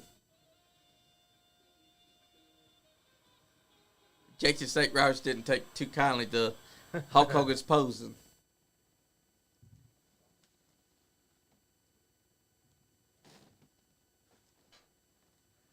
And that's classic wrestling for you. Oh, no. Hulk Hogan is butt buddy. The British Beefcake. The Booty Man. Yep, who he now has real life beef with. Oh, Kamala versus George the Animal Steel.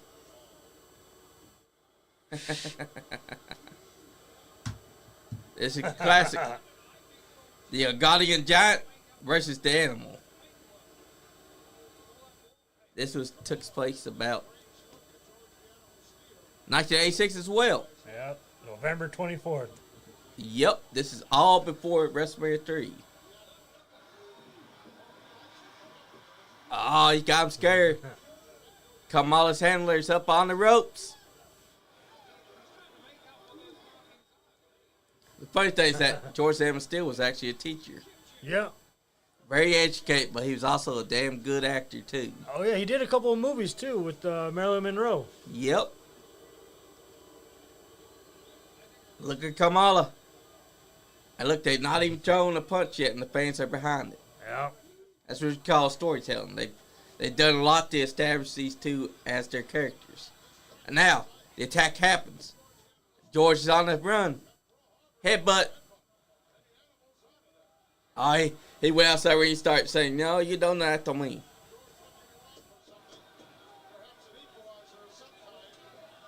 Ah. Look at that. Young Guardian Giant. He's taller than George, I'll give him that. Yeah. We should have voted Kamala. Damn. Kamala for president. Oh, wait, it was the other Kamala. Never mind. Ah, wait a minute, his handle. Why was he grabbing his own guy's foot? George was stomping on it, so he was trying to make it feel better. Oh, right. Oh, he's biting him. He's biting him. Classic George the Animal Steel. Oh, he took off. Oh, that's right. I remember he wore a mask underneath that hat. Oh, but look at that. George the Animal Steel stopped that man, Mr. Fuji, from coming in. Oh, right across the back. Oh, club. He down. Off the ropes. Big Ugandan splash coming up. There we go. Boom. Oh, but instead of pinning him, he's dragging him away from the ropes. Now he's going for a top rope splash. Look at that selling by George. He's twitching. He's down. He's twitching up a storm. Oh, big splash. And that's how he got the win. Thanks to Mr. Fuji. Oh, another splash.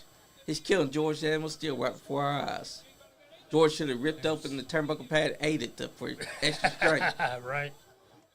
But I didn't see him do that the whole match. Nope. Should have not ate Ugadian. That's who he's biting. Oh, Kamal's going back Oh, up no. top. He's trying to kill him again. Kimchi's telling him to get down. He sure is.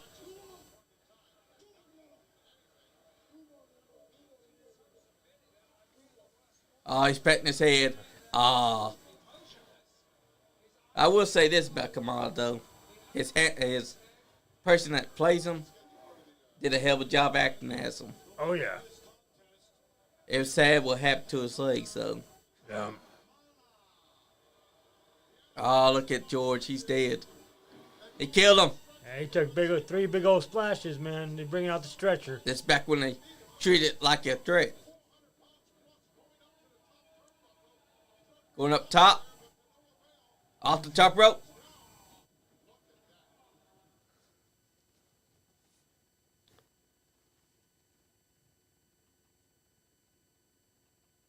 That's current day from 2001.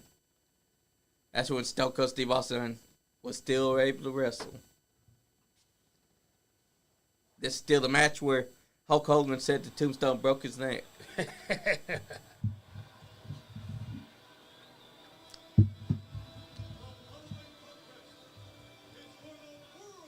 We've been on here 2 hours, brother.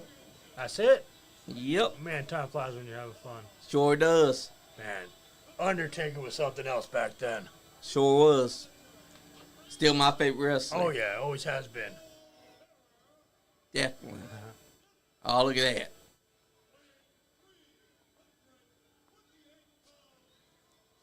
The Undertaker. Oh, look at that kid. He's scared. Oh, yeah. It's back when Mark Calloway was being the original Dead Man. Because he wasn't Dead Man yet. He was just the original Mortician. It wouldn't be until Yokozuna and the men and them put him inside a casket. 1994's Royal Rumble. That they killed him. Yep. Then he ascended. And then SummerSlam 1994 is when the Undead Undertaker finally came back with the purple gloves. Yep. That's my favorite Undertaker. Yeah. That's when he completely looked undead. Purple underneath the eyes. Yeah. Skin all pale. Hair in front of the face. And look at those eyes. It's before Crybaby Hogan gets all sad and says, "You tried to break my neck." Now look. Is that the Winged Eagle? Yep. Hell yeah. Man, there's no denying Hulk Hogan at this era. Yep. And look. They got an older WWF Championship on the toy. Look at him. He's pale even as the Western Undertaker. But won't be until 1994's SummerSlam Day will be the undead version. Yep. Hulk, oh, look, it's a casket match. Oh, look, he's destroying the casket. How dare you, Hulk Hogan? How dare you destroy something so expensive? Those things are fucking expensive. Hell yeah, they are. $1,000. Woo! And he just destroyed it. You know, he always did his collars cut off the shirts. Yeah. So he can rip it more easily. Yep. I don't blame him, though, because the some bitches can be hard when you try to rip them normal. Oh, them collars are tough. Yep. Wherever they made from, they're extra tough. And look at him. Undertaker's not budging at all. Mr. No Sell. Yep. That's basically what his character was at the time. He's supposed to be this unbeatable, undead, unstoppable character. Impervious to pain. Yep. Everything. And then when he became Undead Undertaker, he started adjusting and selling a lot more. Yeah. And still made it look good. Look at Hulk Hogan pacing the ring. Look at him running around. He's scared to get Tombstone onto that chair. I think this is when Ric Flair will show up with the chair. I do believe. Is here this? No, actually, this is when he captures his first championship. Then the two... No, it was definitely this match where Flair shows up. No, it was because 1992. Because I remember this guy cried about getting Tombstone to his head. And then the very next week, Tuesday, in Texas, they had, is when Hulk Hogan wins the title back. So I think this where Flair shows up. Tombstone happens. Yeah. Hogan cries about it. Almost destroys Taker's career. Yep, and then 2 nights later, takes the title from him. So Taker wins his first ever title and loses it within the span of just 2 days. Because Hogan, for some reason, thought to cry about it. Yep. At some point, you gotta ask yourself, why the fuck is Hogan allowed to cry about it? Because of all the money he made. Yep, that's true. Meanwhile, Taker didn't cry about it. He didn't complain about it. No. Kept his mouth shut, and he went on to be one of the biggest megastars. And that's the difference between others, because I'm pretty sure that there's other wrestlers that would have been crying about Hogan doing that, and that would have killed their push. Oh, yeah. But Taker, being the man that he is, stayed quiet and stayed true to him. And went on to be one of the biggest stars the WWF ever could have had. He became the pillar of the WWF. Heart and soul, I might add as well. He outlasted Hulk Hogan. Yes, he did. And was one of the few people that stayed true and loyal to it.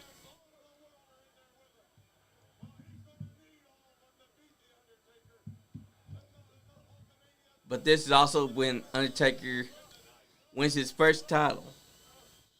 So he's still very new to WWF at this point. Oh, yeah. He's only been in the business a year or two at this point. Or Yep. At least in WWE. Yep. Or WWF at the time. Can you believe that his very first opponent was Bruiser Brody? Yep. And Bruiser Brody beat the fuck out of him. Yeah, I've heard him tell that story a couple times. That you can actually find the video too. Oh, yeah? Yep, it's on YouTube. I'll show you. It's the only time that you'll see Taker versus Bruiser Brody. But Bruiser Brody wasn't mad at him. It's just how Bruiser Brody did things. Oh, yeah. And also because... You had to slow the green guy down, you know? Yep. And Taker was still new, so him trying to call out a spot kind of made Bruce Brody be like, all right, I got to smarten this kid up. Yep. And he beat the fuck out of him. And it basically was like a one-sided fight. Because Bruce Brody did not hold back. Oh, I believe it.